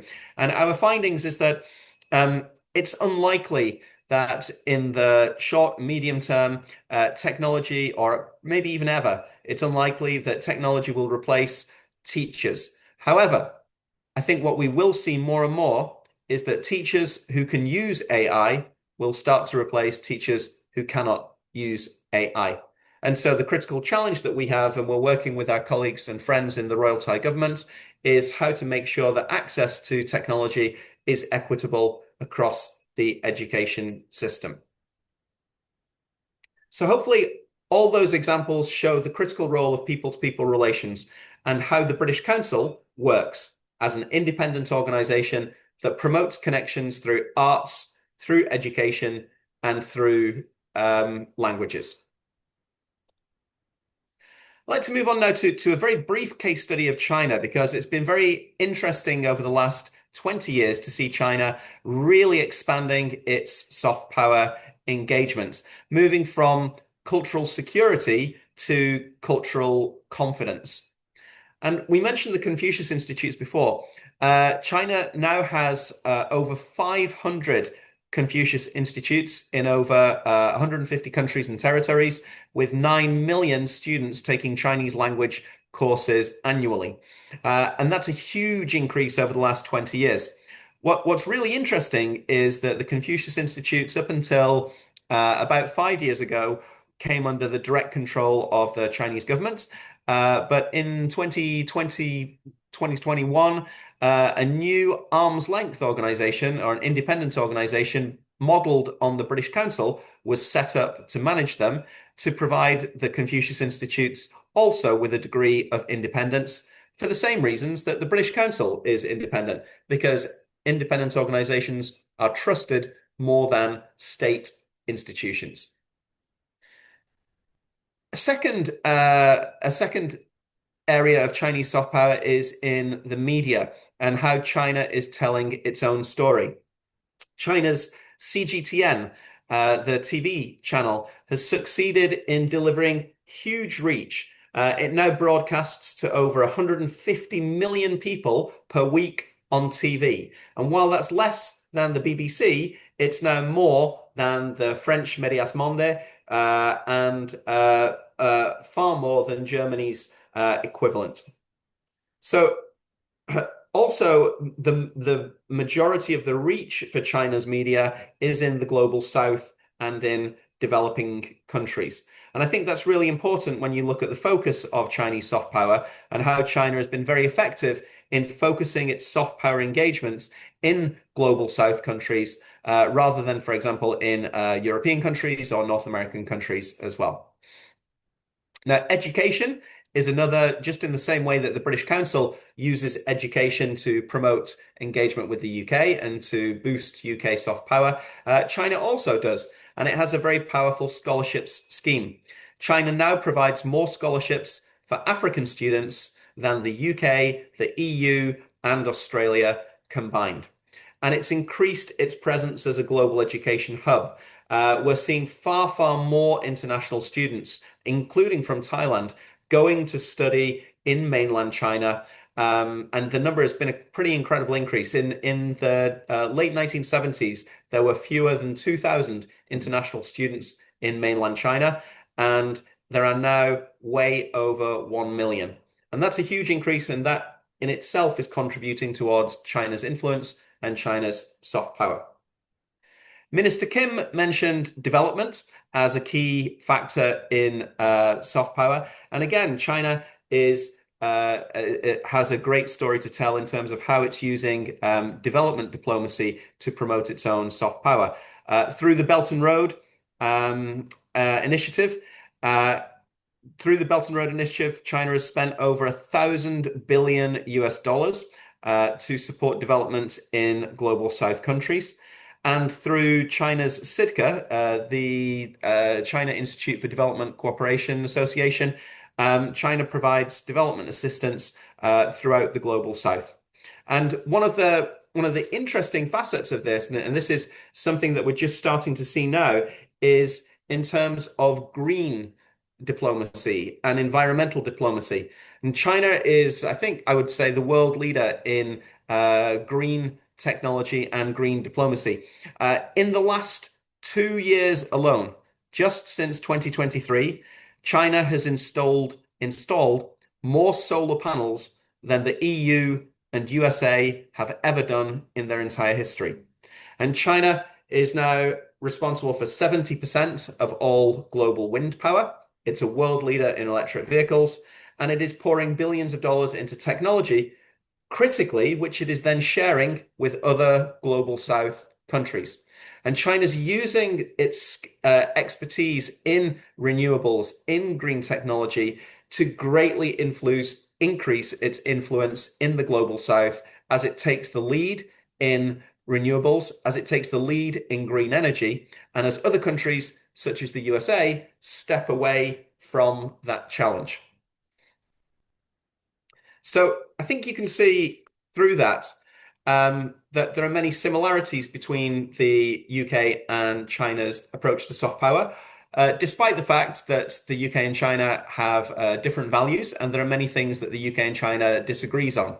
And the reason that I chose these two countries for a case study is that they are both very different in scale, both very different in terms of the place where they're coming from, given that the UK has for many, many years been had a huge soft power influence, whereas China is coming from a very small start, although last year China overtook the UK in the global rankings for soft power influence. So again, I think that shows, in the same way that Minister Kim demonstrated the success of Korea, how soft power is becoming much more important for countries around the world and how countries are deploying it effectively. So what does this mean for Thailand? Last year, when Prime Minister Seta and Kun Petongtan, when she was the Deputy Prime Minister, set up the Thai government Soft Power Committee, I was invited, along with some other representatives, to provide some recommendations on how Thailand could effectively develop its soft power. And I put together 7 recommendations which we presented to the committee. And we hope that with the change in government, that Prime Minister Anutin will keep and maintain the commitments to soft power that Kun Petongtan had when she was Prime Minister. So the recommendations that put forward draw on a lot of the research that the British Council has been doing and the research that I've tried to present to you this afternoon. The first recommendation was that alongside Thailand's incredible traditions and rich history and traditional institutions, which Thailand does a very, very good job of promoting, alongside that, Thailand should also project the incredible contemporary culture. It should project the modern music, design, fashion, art, film, and not just Muay Thai and Khon theatre. As wonderful as Muay Thai and Khon theatre are, Thailand should do much more internationally in the same way that Korea does very, very well to promote itself as a modern, dynamic, cultural juggernaut. Second recommendation was to promote opportunities to encourage people to engage more in Thailand in terms of working in Thailand, studying in Thailand, or spending more than just a week or 2 on the beach. At the moment, there are very, very few scholarship opportunities for foreign students to come and study in Thai universities, and there are very few incentives for foreign students to come and study and then carry on and work in Thailand. And if the government could think of some incentives and more scholarships, that again would boost Thailand's soft power. The third recommendation is around using one of Thailand's greatest assets, which is its diaspora. As I mentioned, there are almost 7,000 Thai students in UK universities. There are Thai restaurants all across the UK, and more we're seeing regional Thai restaurants. If you go to London or Manchester, you won't just see a Thai restaurant, you'll see an Isan restaurant, or a restaurant which is specializing in the cuisine of the Lanna North or of southern Thailand. And I think that Thailand could do much more to use its diaspora, to use its incredible cultural assets that are already overseas to promote itself as a modern, dynamic country. The fourth area is Minister Kim touched upon it, and I've mentioned it with the British Council. I think it's critically important when you're looking at building the cultural and creative industries that it's not done by government. Government often gets in the way of cultural development. And so effective governments delegate that to independent organizations and independent cultural sector, such as the British Council or through the Korean examples that Minister Kim gave earlier on. So for the government to really provide the platform, but then to step back and leave it to independent education and culture organizations. The fifth recommendation was to greatly increase its digital public diplomacy and cultural diplomacy. And sixth, to provide more support, financial support and policy support for its own cultural creative industries. And the seventh recommendation goes back to a theme that I've tried to put all the way through the presentation today, which is about the promotion of values. I've been very lucky not just to live in Thailand for 2 years, but to have traveled back and forth and visited Thailand many times since 1999. And over that time, I've been so lucky to see the incredible culture that is underpinned by Thai values. And I think that Thailand could greatly benefit from sharing those values and linking them to universal values that are shared in the rest of the world. And also recognizing that soft power doesn't exist in a vacuum, that everything that the government does in the UK or in Thailand or USA or China affects how citizens see us in other countries, and to take that into consideration when planning their activities. So in summary, it's a very uncertain world. We've seen the post-war international order crumble. We've seen increased uncertainty, and we've seen alliances change, even in the last 6 months. And at a time when there is increased uncertainty and there is increased conflict, I think it's ever more important to promote people-to-people engagement. Because while governments may disagree, or governments may be in conflict with one another, long-term engagement between the people of those countries still generates understanding, and that understanding leads to trust, and that trust leads to peace and prosperity. And soft power is critical to achieving that. Thank you very much. Thank you very much, Danny Whitehead. Such a great presentations about soft power and diplomacy, and it is clearly stated by Danny Whitehead, and based on his experiences too, since he has a lot of experience in Southeast Asia countries like in Vietnam, in Thailand, in Indonesia, Cambodia, and many other countries. So from his explanation, he is able to make a comparison among the countries based on the experience of him related to the British culture too. And we can see here that soft power and diplomacy are closely intertwined concept in international relations. And it refers to a nation's ability to influence others through attraction and persuasion rather than force. And this influence can be cultivated through various means such as cultural diplomacy, education diplomacy, public diplomacy, and also digital diplomacy. And in diplomacy, as stated by Danny just now, soft power can be used for build relationship and then promote interest as well as the shape a global narrative. Yeah. So now we come to the floor for Q&A. And we will invite some participants to propose some question, please. You can raise your hands and state your question directly, or you can type your question in chat menu. Okay, we find Aldila Samara.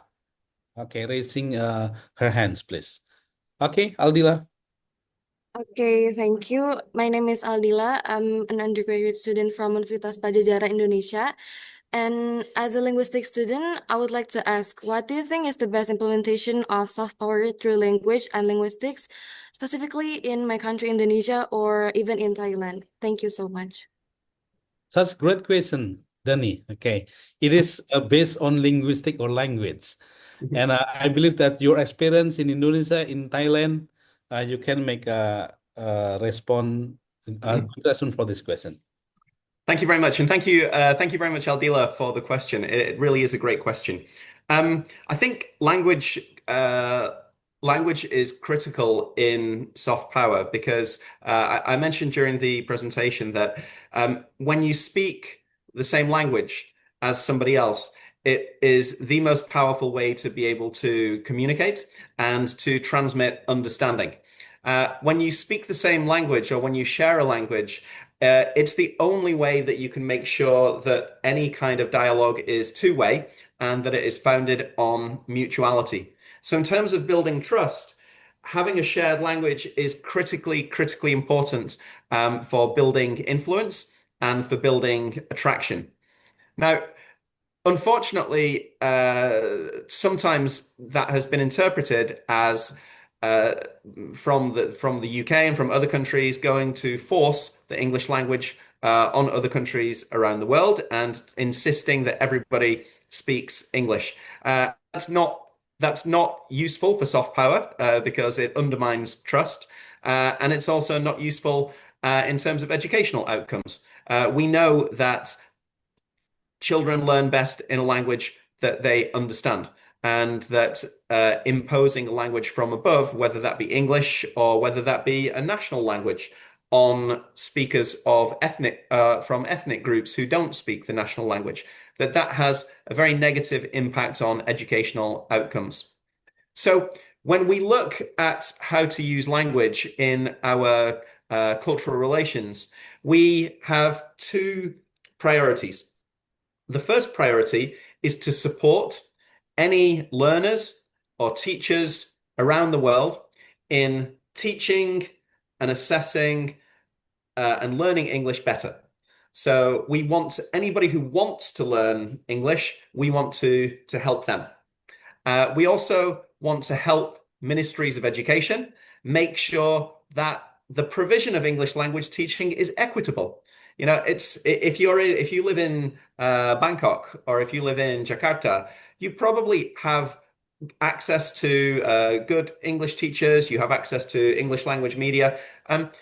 If you live in a remote village in northeastern Isan in Thailand, if you live on Timor in a small village, or if you're in Central Java and you don't have access to teachers, unfortunately, that means that English language is a gatekeeper, and that because you don't have access to the same teachers and the same materials, your prospects for employment and for future aspects are reduced.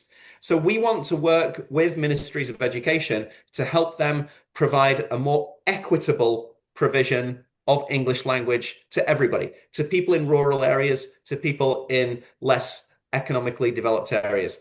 So on that side, we hope that all those activities will not only help people speak English better, but we hope that it will give people a more positive view of the UK.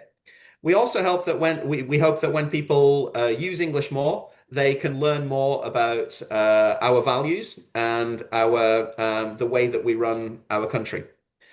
However, we have to be sure that we mitigate any risk that it will have a negative impact on minority languages. We want to promote as much as possible mother tongue based education. We want people who are growing up in areas where they don't speak the national language to build literacy first in their own language.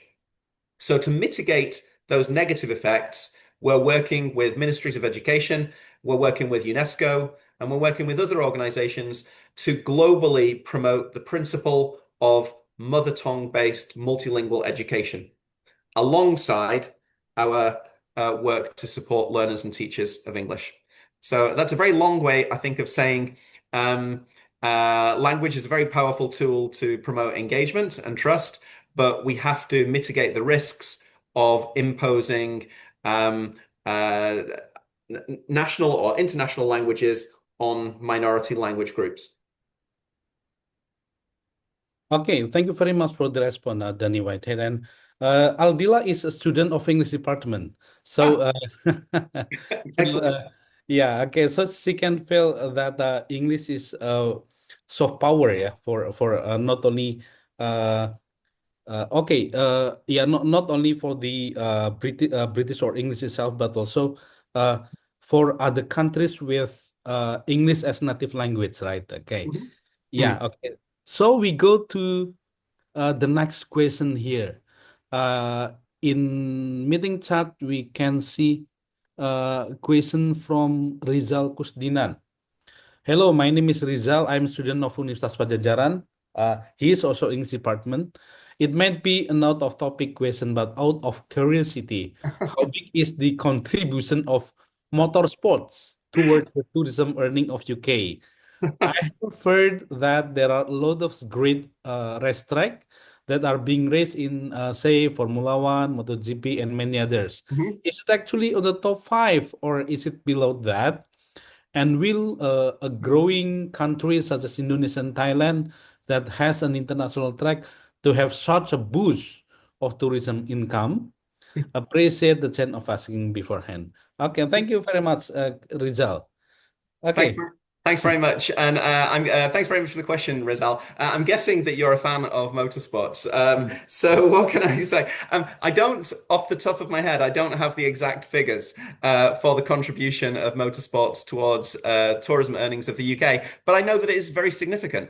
The British Grand Prix is one of the longest running Grand Prix, and we also have the Moto Grand Prix, and we have a number of different rally events through the years. And British car manufacturers, British racing teams have over the years been very, very successful. And that has driven not just tourism, but the technology that the race cars, the Formula One race cars develop after a few years is translated down to domestic car manufacturers, and that boosts the economy as well. Now, you mentioned Indonesia and Thailand, and I seem to remember when I was in Indonesia, there was discussions of an Indonesian Grand Prix in Sentul area just outside Jakarta, and in Thailand, there's been discussions of a Bangkok Grand Prix in the Chatuchak area. So I know that both the Indonesian government and the Thai government are, or have been, or are thinking about it.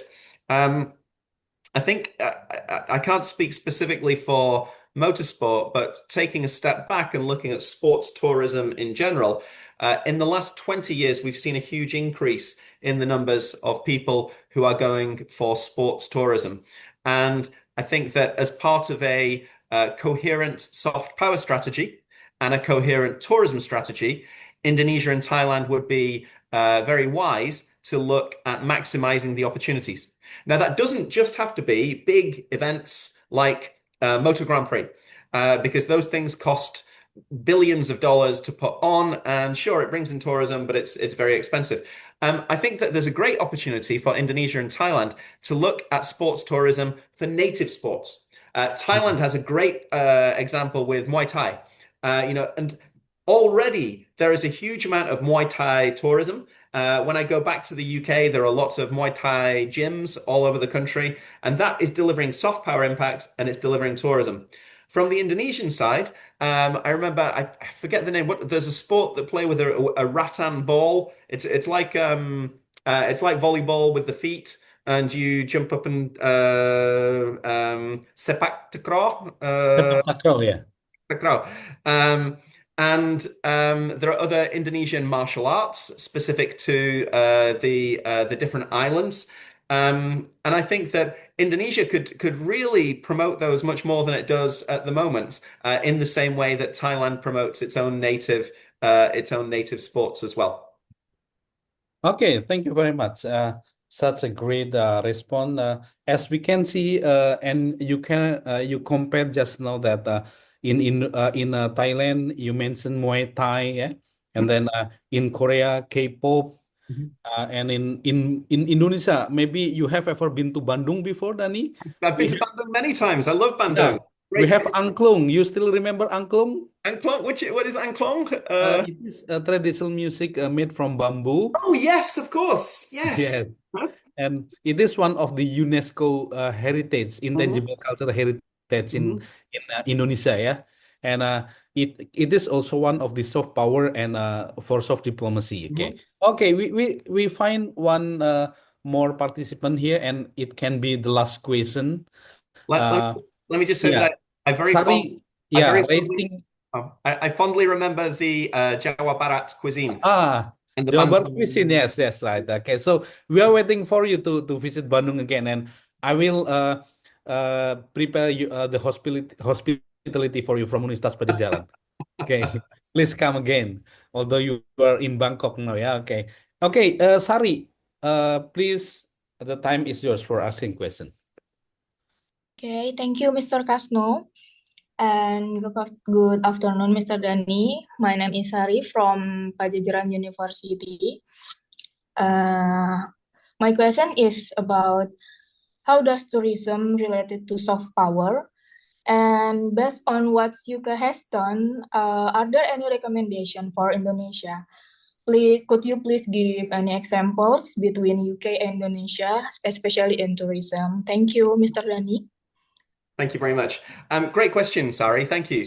I think tourism is an incredibly powerful way of giving other people from other countries experience of your home culture. There's nothing that is better than seeing a culture firsthand and experiencing it as much as possible.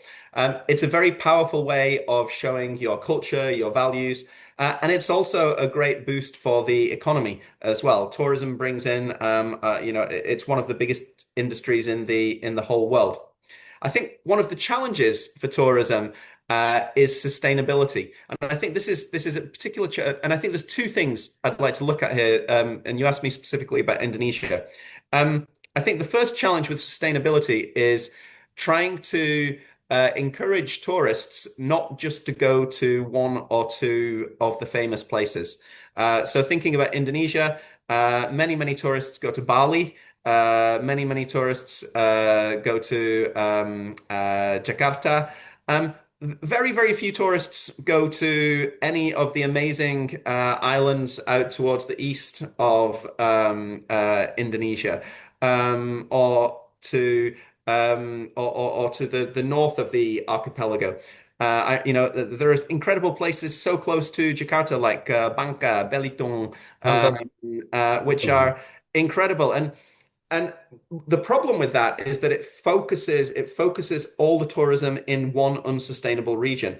So when you go to Bali, you have the center of Bali, which is over touristed, which has problems with traffic, with water resource, and yet you have other areas of Indonesia that have almost no tourism, and yet have abundant natural resources, and they're not making the benefit. So I think that the challenge is, how do you spread the benefit and spread the detriment of the pollution? How do you spread that across the country to make sure that it is sustainable in the long term?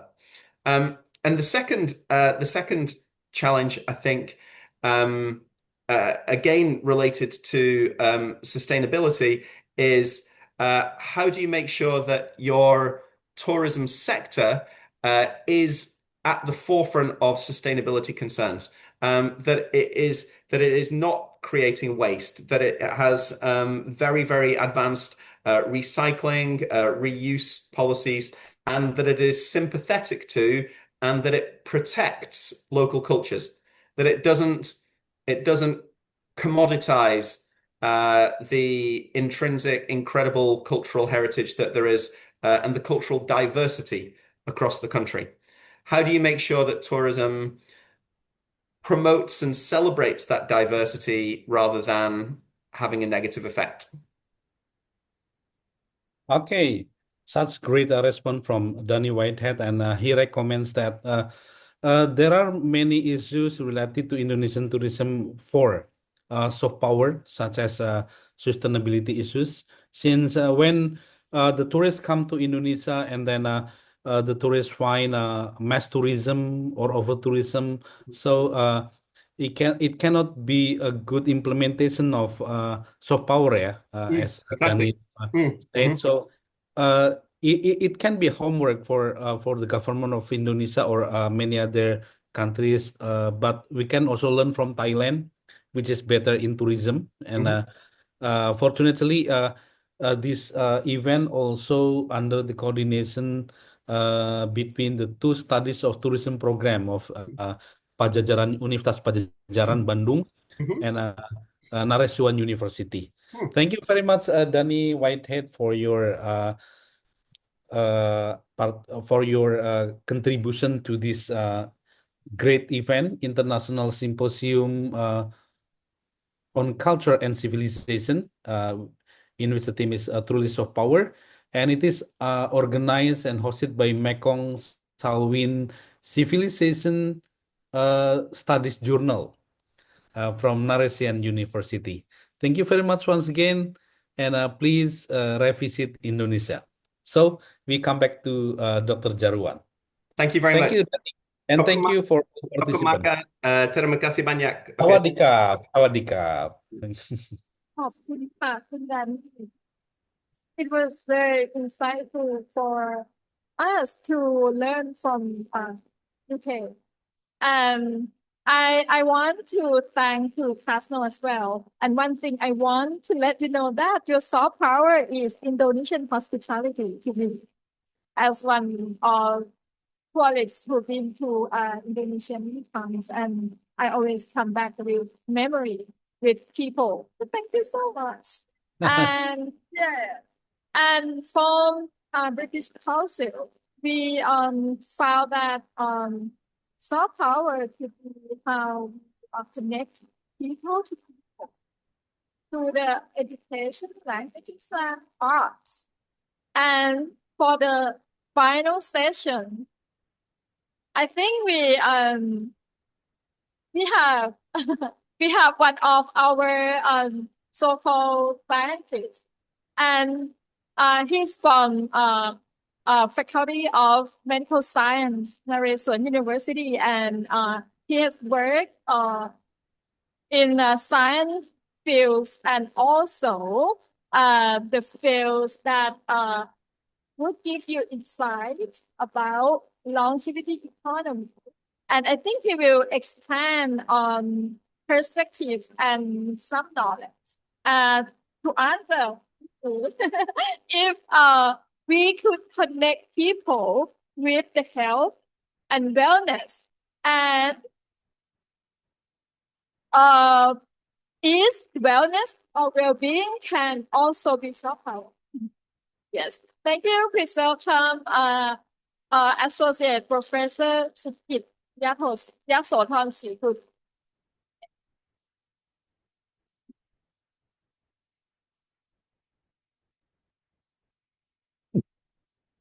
Very much. First of all, thank you for the invitation to stay and talk.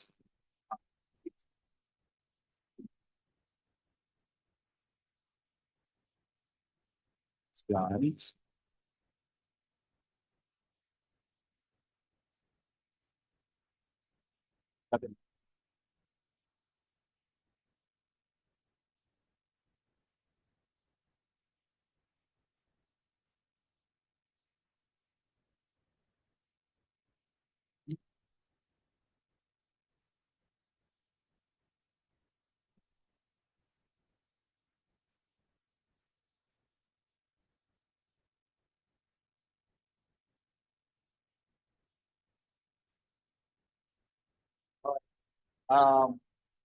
Yeah, thank you very much. And that's the investor key specifically in some work efficient please allow me to touch the point of because my homework is adding the word longevity economy to it. So when these two concepts together bind together longevity, the word job, they eliminate our I mean, it's a way we could build lasting often rooted in quality that contribute to long-term health and vitality for sustainable development.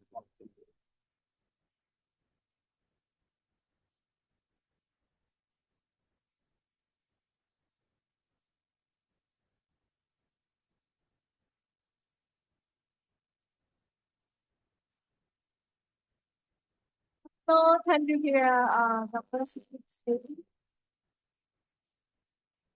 So that when you think slides, that Share your slide. yeah, yeah.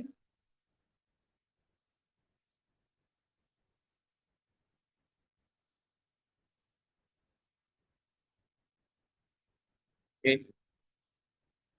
So this session, I would like to explore the cutting edge science and traditional wisdom that contribute to soft power, which could lead to the longevity.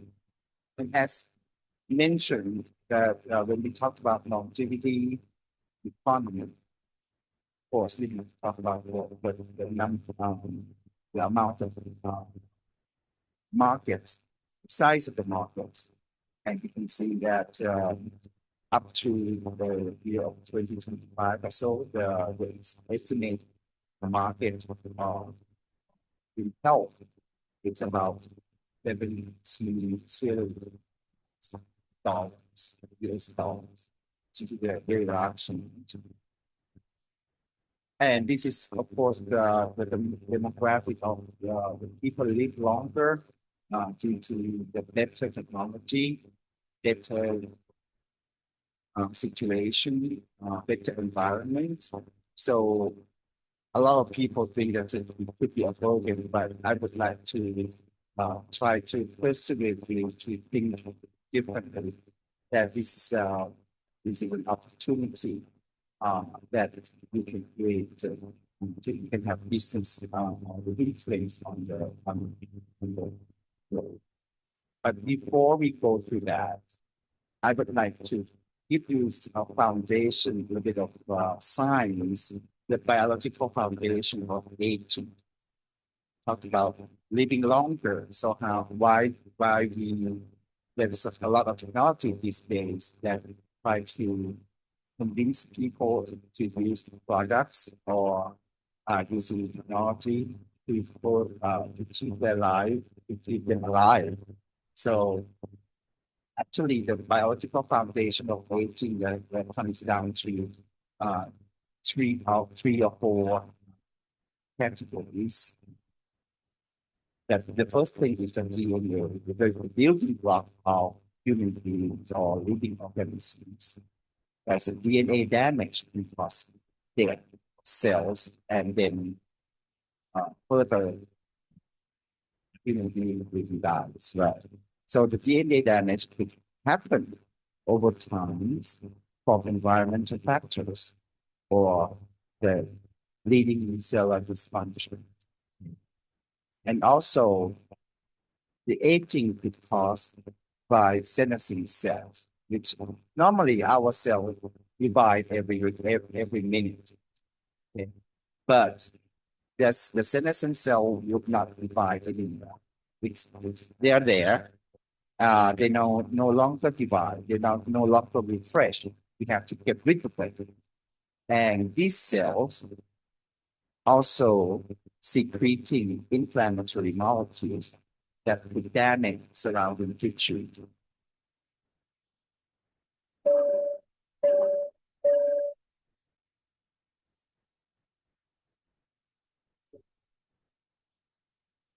And the third is the mitochondrial dysfunction. Mitochondria is an organism, and it's an organelle inside of our cells, and it's a cell powerhouse. It's clear that's the way our cells can function because of the power generated from mitochondria. So if this powerhouse is dysfunction, it will cause death of the cells, therefore cause death of the living organisms. The way that we can measure the biological age nowadays, the first thing is we call it epigenetic clocks, which can be determined by the technology that we call DNA methylation pattern. This DNA methylation pattern, when scientists look at your DNA and see that it's been modified by the process called methylation, it is a sign of biological age that can differ significantly from biological age. So if you're younger or if you're older than your age due to the epigenetic. Also, another way that we can measure the age is the biomarker. A lot of people might have heard of the word telomere. It is the end of the very end of chromosomes. And this telomere length, it is shortened, that means the life is getting shortened as well. Or the glycation end products or the blood biomarkers. These things, these numbers can provide insight into your aging of your body. So therefore, right now with the better medical technology, we can scientists try to overcome aging of human beings. However, this longer lifespan, it would be good if you can live longer but not healthy. Therefore, we would like to focus not on just the lifespan, but the health span as well. One way of that can help the longevity of human beings that that's what Kim and also the Jenny has mentioned or touched upon a little bit already, which is food, or in terms of scientists like me, biochemists, we say certain tissue. Okay, the nutrients, the nutrition that lead to the longevity. So you probably have heard of the hour we eat, right? So that means that the diet patterns, plus the physical activities, or stress management, also social connection, can contribute deeply into the biological process of aging. The longevity diet that was mentioned in the world, first one is the Mediterranean diet. This type of diet, rich in olive oil, fish, nuts, whole grains, you can see that this it reduces cardiovascular diseases and that can cause mortality. Then, apart from the Mediterranean diet, there's another one, is the Okinawan diet.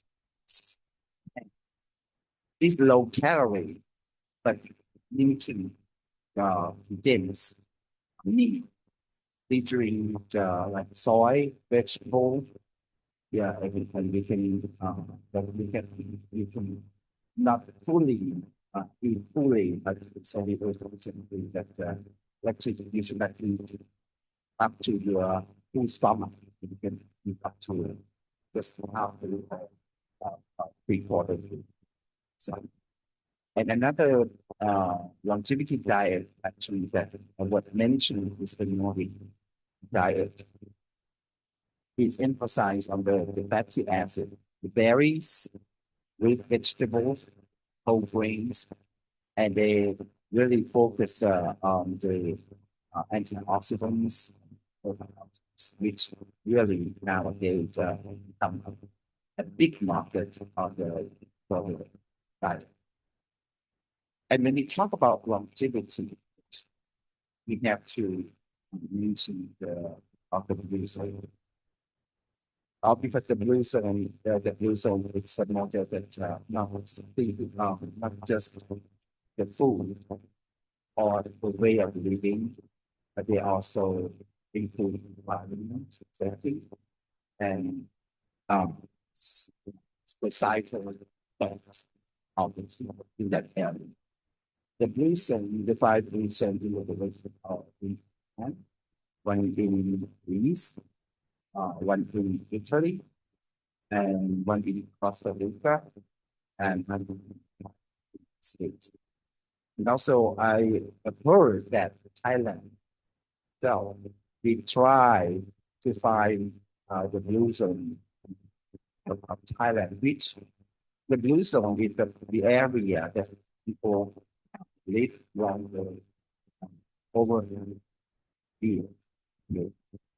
That means a lot of people go to Okinawa, Japan, just to find out how people there live, what people there eat, and how do they live social, how do they connect socialize. So because everything surrounding those people in those five reason areas live like. So, and we can explain that using the knowledge. Of course, the blue zone, as I mentioned, that it's not just the individual health choice, but also the environment as well, social. Now, we consider food as soft power. The national cuisine was embodies senses, history, nutrition. In the past, when people got known about science behind the food, but how could they have health food for when you have certain symptoms, certain diseases? These are the wisdom of the ancient wisdom of the past, that they know about the nutrients, the combination of nutrients, the balance of nutrients, and also the process, the technique, the process of the preservation techniques. There were several ways that we can touch on later that techniques, food preservation, that we could help that in the past creating more food during the different seasons. Also, another angle that food has soft power is that the taste of combination. I believe that Thai food, Indonesian food, Chinese food, they have the combination taste differently, and that could be part of the soft power that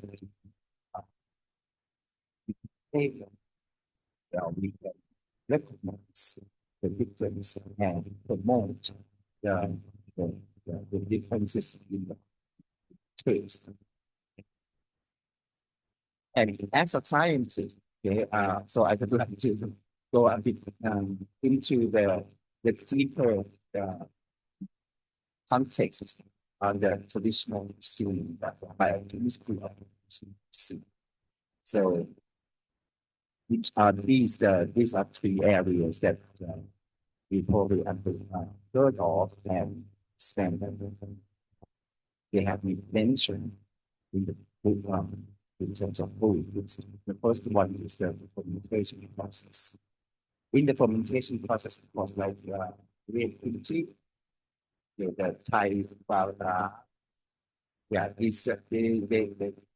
it's the fermentation is the microorganism in the fermentation process to preserve food, and this provides probiotics that modulate the health system.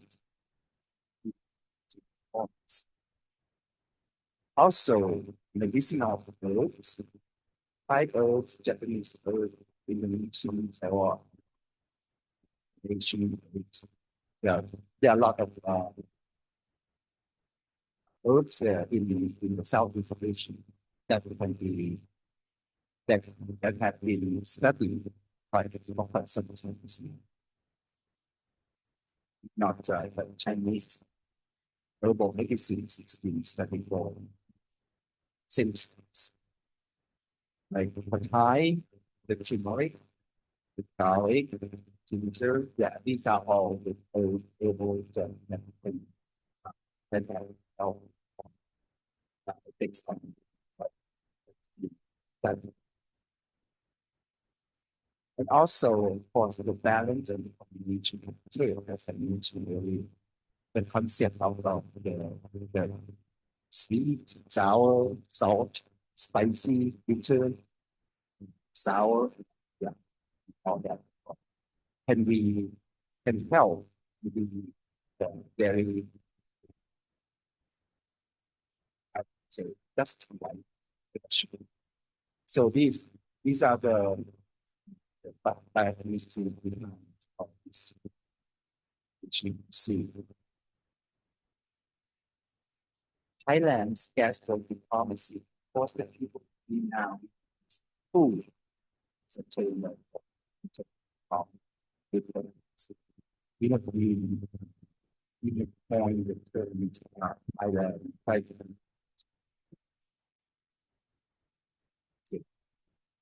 So, and that's the initiative that tried to make food policy. And right now, using as a cultural change, and also soon as the food and healthy food that they provide during the tourists. The cultural promotion and the work is already being done by the however, the other two sessions that's I believe that it needs attendance to it. So probably also I think we doing much more, but because of the biodiversity of raw materials of herbs and in the Southeast Asia, so there are a lot more things to all right. So when we dig deeper into science at the molecular level, now this terminology will come into our attention in medical science. The first term is the only. I think in the clinic in Bangkok, I'm not sure in other countries, but I think in Korea or Bangkok, the NAD dripping, we can inject NAD just to try to stabilize your cellular level. That helps cellular health. It's part of that because the NAD plus can regulate itself. because it requires that to function. And with age, the NAD plus will reduce.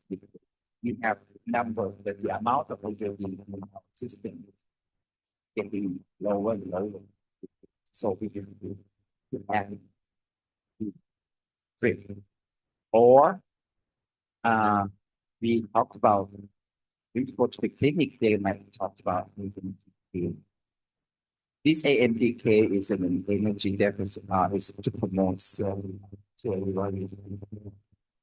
If your cells get damaged, if the certain food can help with the AMPK, so it can help promote cellular health. Another term is MTO, mTOR. These pathways that regulate cell growth, and that means that the cell will become baby cells and become mature cell. If you inhibit the mTOR, you can extend the lifespan of the cells. So this is another mathematical pathway in the longevity business. Autophagy is a cellular process. It's like the cell that died and no longer functions or dysfunction. Cell will have system to cell. So this terminology will appear in well-being to help promote health and well-being. Now, medical research has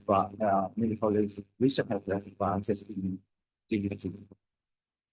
We draw molecules that are not going to very details because is an example of pharmaceutical outcome of research. Another area in medicine called regeneration medicine. It's the treatment of stem cell therapy. We use so that we can we use the stem cells to treat certain diseases. Of late is also the term called gene therapy. The misfunction or dysfunction of certain molecule in your body will be caused by the disinfected by the gene at the genetics level. If you can if you don't have certain enzymes, for example, myself I don't have darkness, so I will consume alcohol because I so alcohol is the enzyme to detoxify the alcohol because alcohol is toxic to the body. That means if one of them you can use gene therapy to correct the genes that that's about that. So it's a gene therapy. Or of late, in the medical field, we talked about epigenetic reprogramming. This is the resetting the cells to be youthful cell again. So this is example. This is part of the reprogramming cells or organic regeneration. This is the modern technology that can replace certain organs like eyes or also certain part of your organ as a regular functioning related.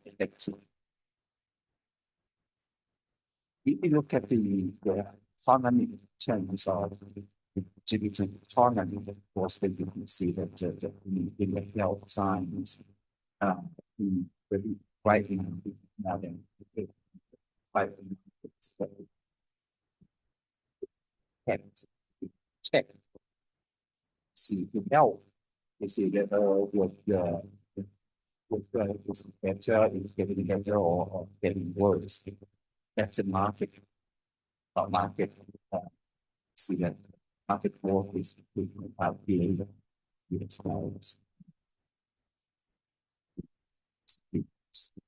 and also about your age, your appearance, really that we can look younger 5 to 20 years if we so that's why that makes this area very, very economic challenge and interest in this. Yeah, that means it's that means at the beginning of the 70s, so if you are interested in this, one of the richest man or richest woman in the country of healthcare. Of course, apart from good health, live longer with longevity, the key growth factors also that we had to talk about the key growth sectors are the healthcare evolution,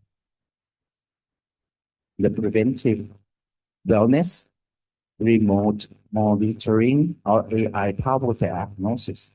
This area is a new business to entirely personalized medicine. Is also a very new area.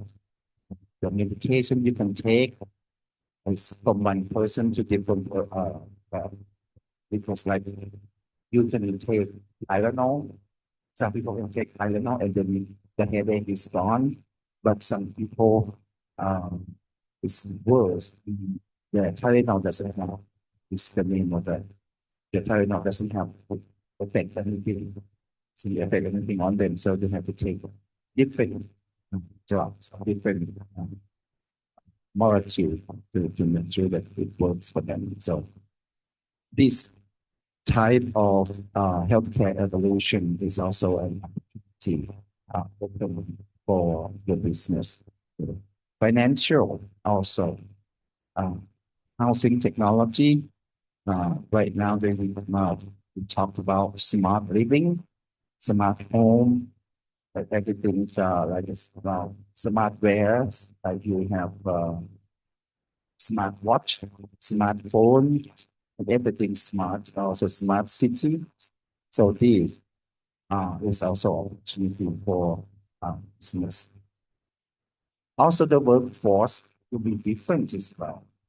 If people live longer, we have to rethink about the workforce, because when people live longer, right now the retirement age starts to shift. In Thailand, it's 60, but in several countries, it becomes 60 or 63 or even 70 in certain areas. So, or there's no really a retirement age because the people start to hire elder, okay, because of their ability that they still can work.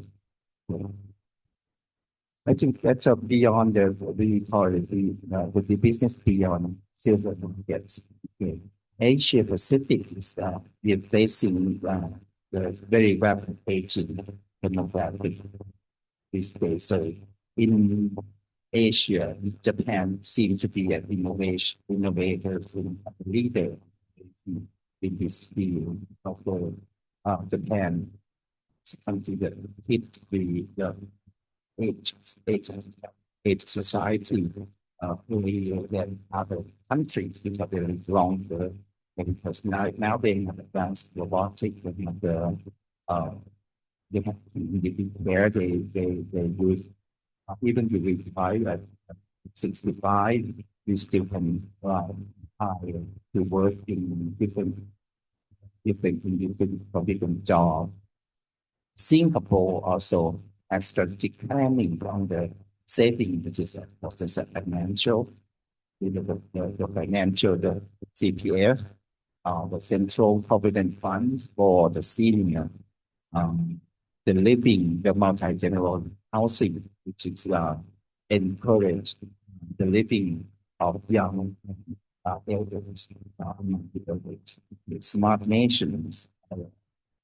Singapore is using the country as a strategy to force on the activity on Nordic models. Of course, they use the difficulty in those areas. You see that the pedestrian space, the accessible transportation. So they have cognitive there, the digital inclusions, and that they're doing systematically. For Thailand, we do have the traditional strategic assets such as the heritage, also the 5S, the 5 Fs that food, fight, film, festival, and fashion. These are the 5 areas that the government support and encourage. Of course, we are the medical tourism leader, achieving medical tourism.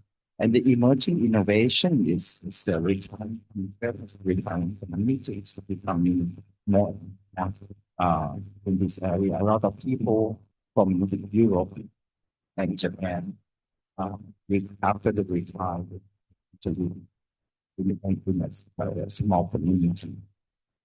Research interactive components of the Thai urban earth also is a very popular, especially at National University now. We are one of the top university that works on research based on Thai traditional. Okay, all these factors and policies and stuff that with a combination of collaboration of the society as a whole. You might have heard that it takes in Hillary Clinton as a U.S. presidential candidate. He once mentioned that it takes a village to raise a child, but it also that I believe that it takes the whole society. Because we need the government part, we need the business, we need the academia, we need the social part, the civil society, all work together to make sure people live longer and happily. All right. So with this, and also the cultural, that another thing that's what I would like to mention as a whole, in the whole picture, is that with the elder wisdom, traditionally, you can utilize them as a knowledge transmitter, as a conflict resolution, because in Southeast Asia, the elders seem to be respect. Also, the stewardship, because the elders can provide the history of the area before it used to be jungle now. Become that kind of thing. So this is the elders can help and educate the young people. And also some ritual, of course, help well-being uh, longevity of people. For example, from the 7th century, Buddhism, it has research to prove that it benefits the cognitive health. All the movement arts, yoga, tai chi, or even Muay Thai, try to integrate physical activities to help the mental focus. Social ritual, for example, in Japanese tea, tea ceremony, to create some social well-being as well. So longevity as well. So what we have to do, what we have to prepare is the knowledge export. Share the knowledge. We have the awareness tourism, of course, the cultural diplomacy, the exchange program to highlight the arts and stuff, and also media publishing the content that showcase the elders and also the traditional and contemporary elements. These are all soft power that relate longevity and also create a longevity. Okay, so before I think it's almost the last slide now. The key of success, of course, is the integration of science, business, and culture. Ensure that with the holistic that use technology, use business, and so and culture to ensure that transformation or the activity in the longevity becomes. For the opportunities with the business, within business, of course, the research hubs that related. So Dr. Jaruwan is also could be the leadership in the center this area.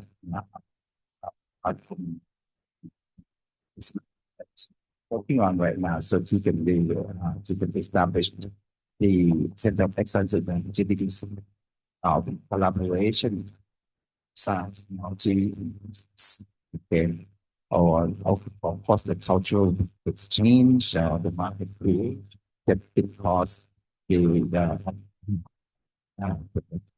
opportunity for the economy. Okay, so this is my slide. The last slide is the last slide. That's to transform longer lives into the lives. That is, I think, is the fundamental thought of longevity economy, and with that, with everyone's help, I think we can. I believe in the art and science that could work together to make people's lives live longer and not just live longer but live better. Thank you very much.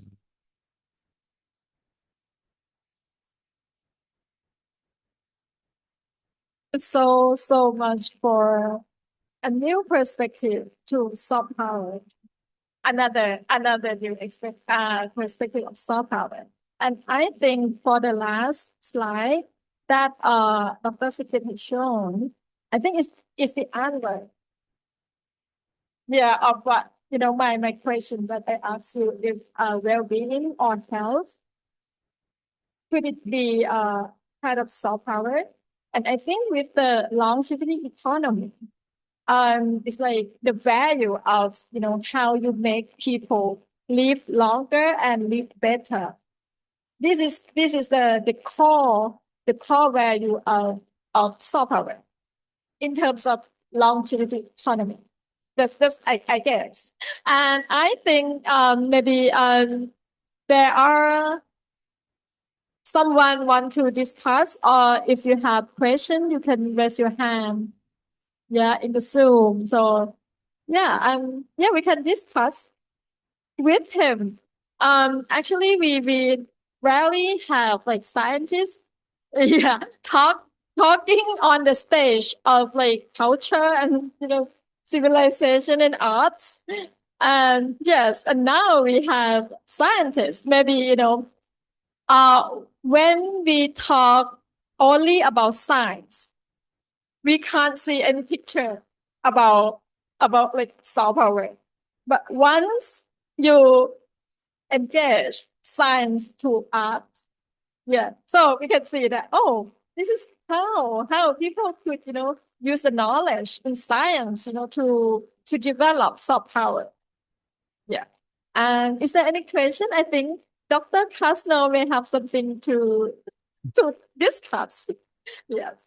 Yeah, thank you very much, Dr. Jarwan and Professor Sugngich. Yeah, okay. It is such a nice presentation related to the longevity of economic and related to soft power. And my concern here is in wellness tourism. Since you are from Faculty of Medicine, yeah, would you like to give us more descriptions about the wellness tourism for soft power and soft diplomacy? The implementation of the soft wellness tourism in soft power and for soft diplomacy, since we can see that wellness tourism is also one of the implementation of sustainability, and we can see any correlation between the wellness tourism with for example, environment preservation, and then local economic empowerment, as well as the social and culture conservation. Thank you. Thank you very much for the question. I think that the wellness tourism, as in Thailand, I think it's one of our target markets is a wellness tourism, because it's not just because utilizing the know-how in medical fields, and when people, because you might have heard of the Thailand established ourselves to be the medical hub of the Southeast Asia. Okay, because a lot of people from overseas come for the health treatment in Bangkok, in Thailand. Not just of Bangkok, but when people come to for the health checkup these days, the service sector is not just on the checking what your body expressing right now, but they also integrate the culture, the food, the food ingredients, also the health food, but personalized food for you. Because if you have if you come here for if you come for checkup, you can have, for example, we will call it genome scan, that check your DNA and analyze whether your DNA, whether what kind of food you should eat, what kind of food you should avoid, and also the culture that implement into the service sector of the health treatment. These are the wellness tourism, and that's why it's not just the treating person, but embedding or make our patients experience the culture or the living way, or the way of living of our population as well. So this is I believe that each community, like, it's not just in the big city itself, but the wellness tourism can expand into a rural area, that have like nature power to heal, yeah, to heal people. So and actually there's some organization. So we established the treatment center in the rural area, in the area that is like Khao Yai, or not too far from Bangkok. So close to nature, we need that make people feel better. Okay. I hope that answered your question.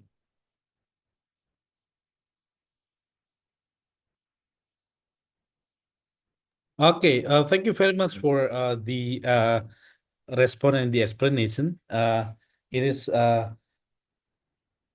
such a good response since we can see here that the longevity in economics will impact to many other aspect of life, right? And one of them is tourism as one of the implementation of wealth in order to implementation in was that in achieving the one of the life goals, yeah, to live well, healthy, and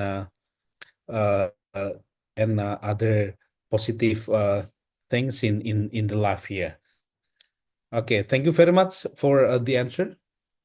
And actually, the wellness tourism, that's one of the reasons that's why Thailand try to find our resort, because that will attract tourists from all over the world.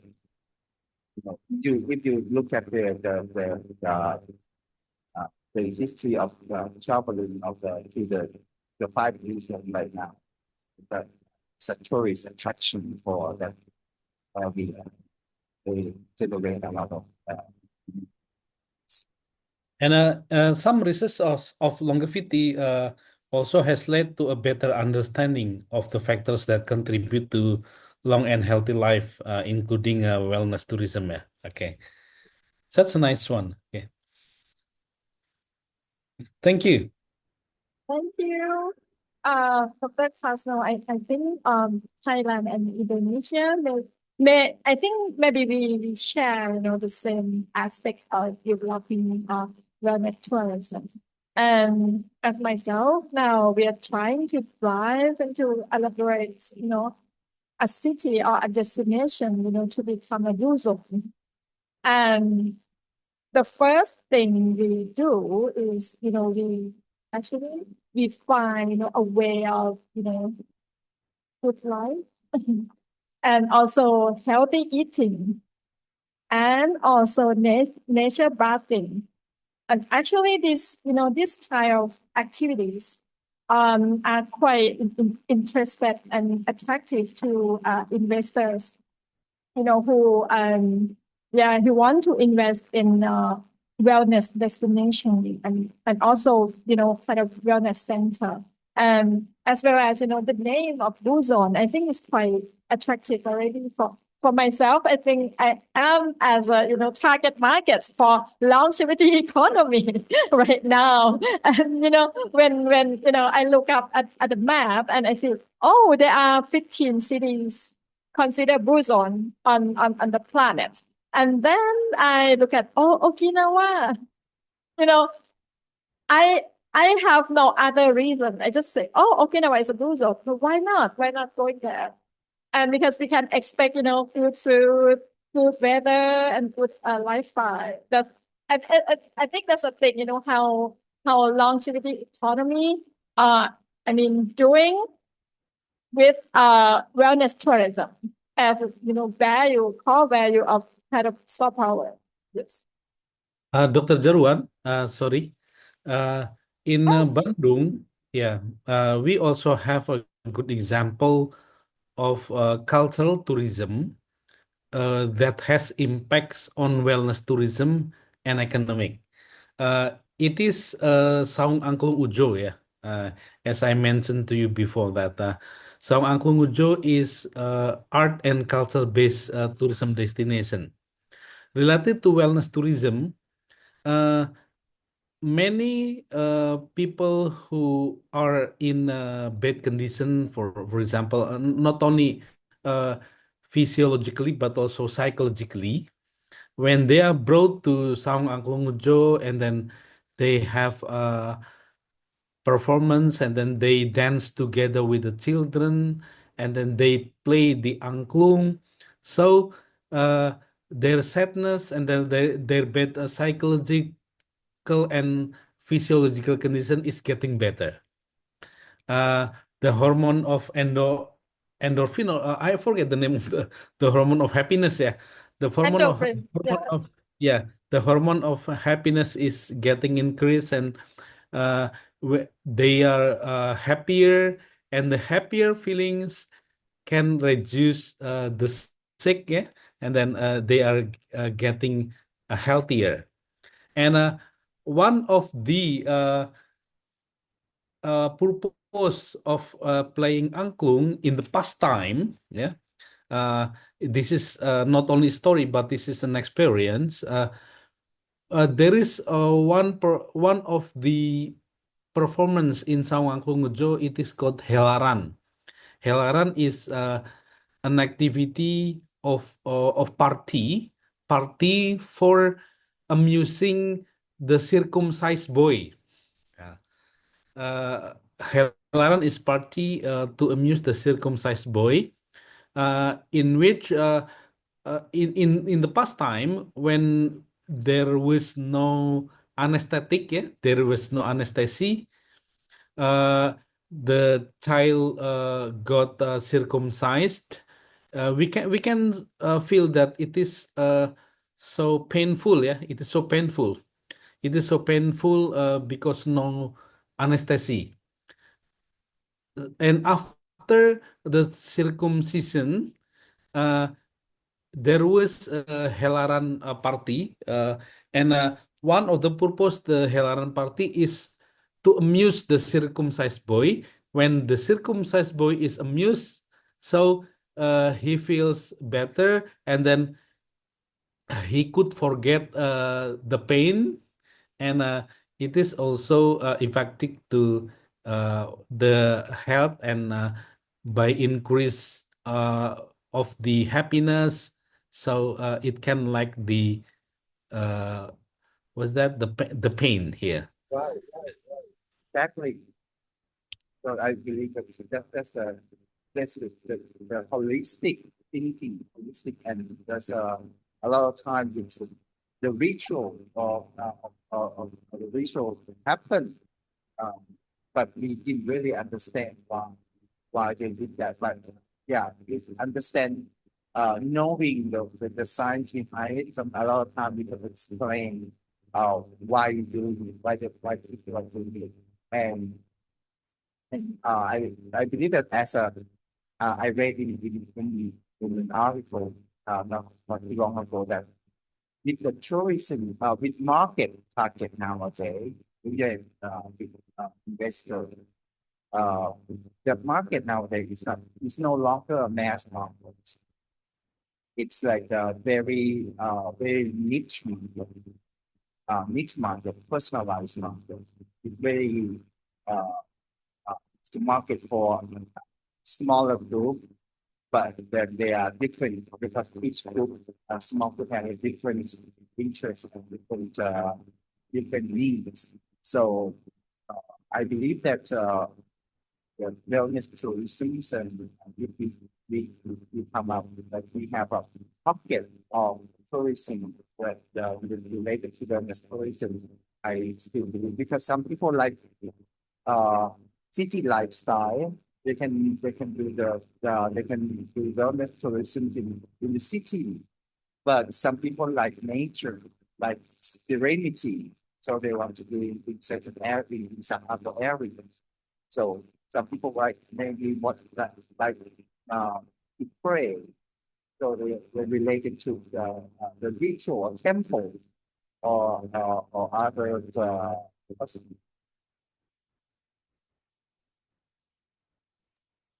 That's the thing. And has no, even I just listen to Angrung sound, I feel having long life. That's the value. I think it's the issue that Danny touched right earlier that talking about one of the 5 trends of software. Yay. Thank you so much for discussing, and then we believe that I can think about some collaboration in the future for your geopark quality tourism already. And thank you all the audiences from Zoom and also from the page, Facebook page of our journal, and also from the Facebook page of our division of culture. And yes, I think today is one of the most insightful day that we learn from different perspectives of soft power. And then I don't know if all of you could understand what is the soft power, truly soft power. I think now everyone have in mind already what is a truly soft power, in your perception and meaning. And yes, for today, also thank you, students from Pajajaran, yes, and also the audience from everywhere. I hope that symposium today is can benefit you. And in the future, we will also have this kind of discussion, and we would like to build more stronger consortium of researchers in arts and science. We will meet up, and then we can make good projects and good results and good thoughts, good knowledge, to heal the world and make the world a better place. Okay, thank you. I guess we should end our symposium today. Thank you all the honorary speakers and our moderators, Dr. Kate and Dr. Casno. And last but not least, yes, the final speakers, Dr. Sukit Yasothon Sipun, our only scientist here. Thank you so much. Thank you. Till we meet My again. pleasure. Yes, and Okay, you can bye-bye. you See you can in also Bandung, Professor yeah, Smith. Yeah. I'll be there. You can also And, submit your academic or research papers to our journal. We okay. accept both in Thai and English. Thank Okay. you. Thank you. Thank you Thank you very so much. See you much. again. Yes. Bye-bye. Thank you all the staff. Thank you.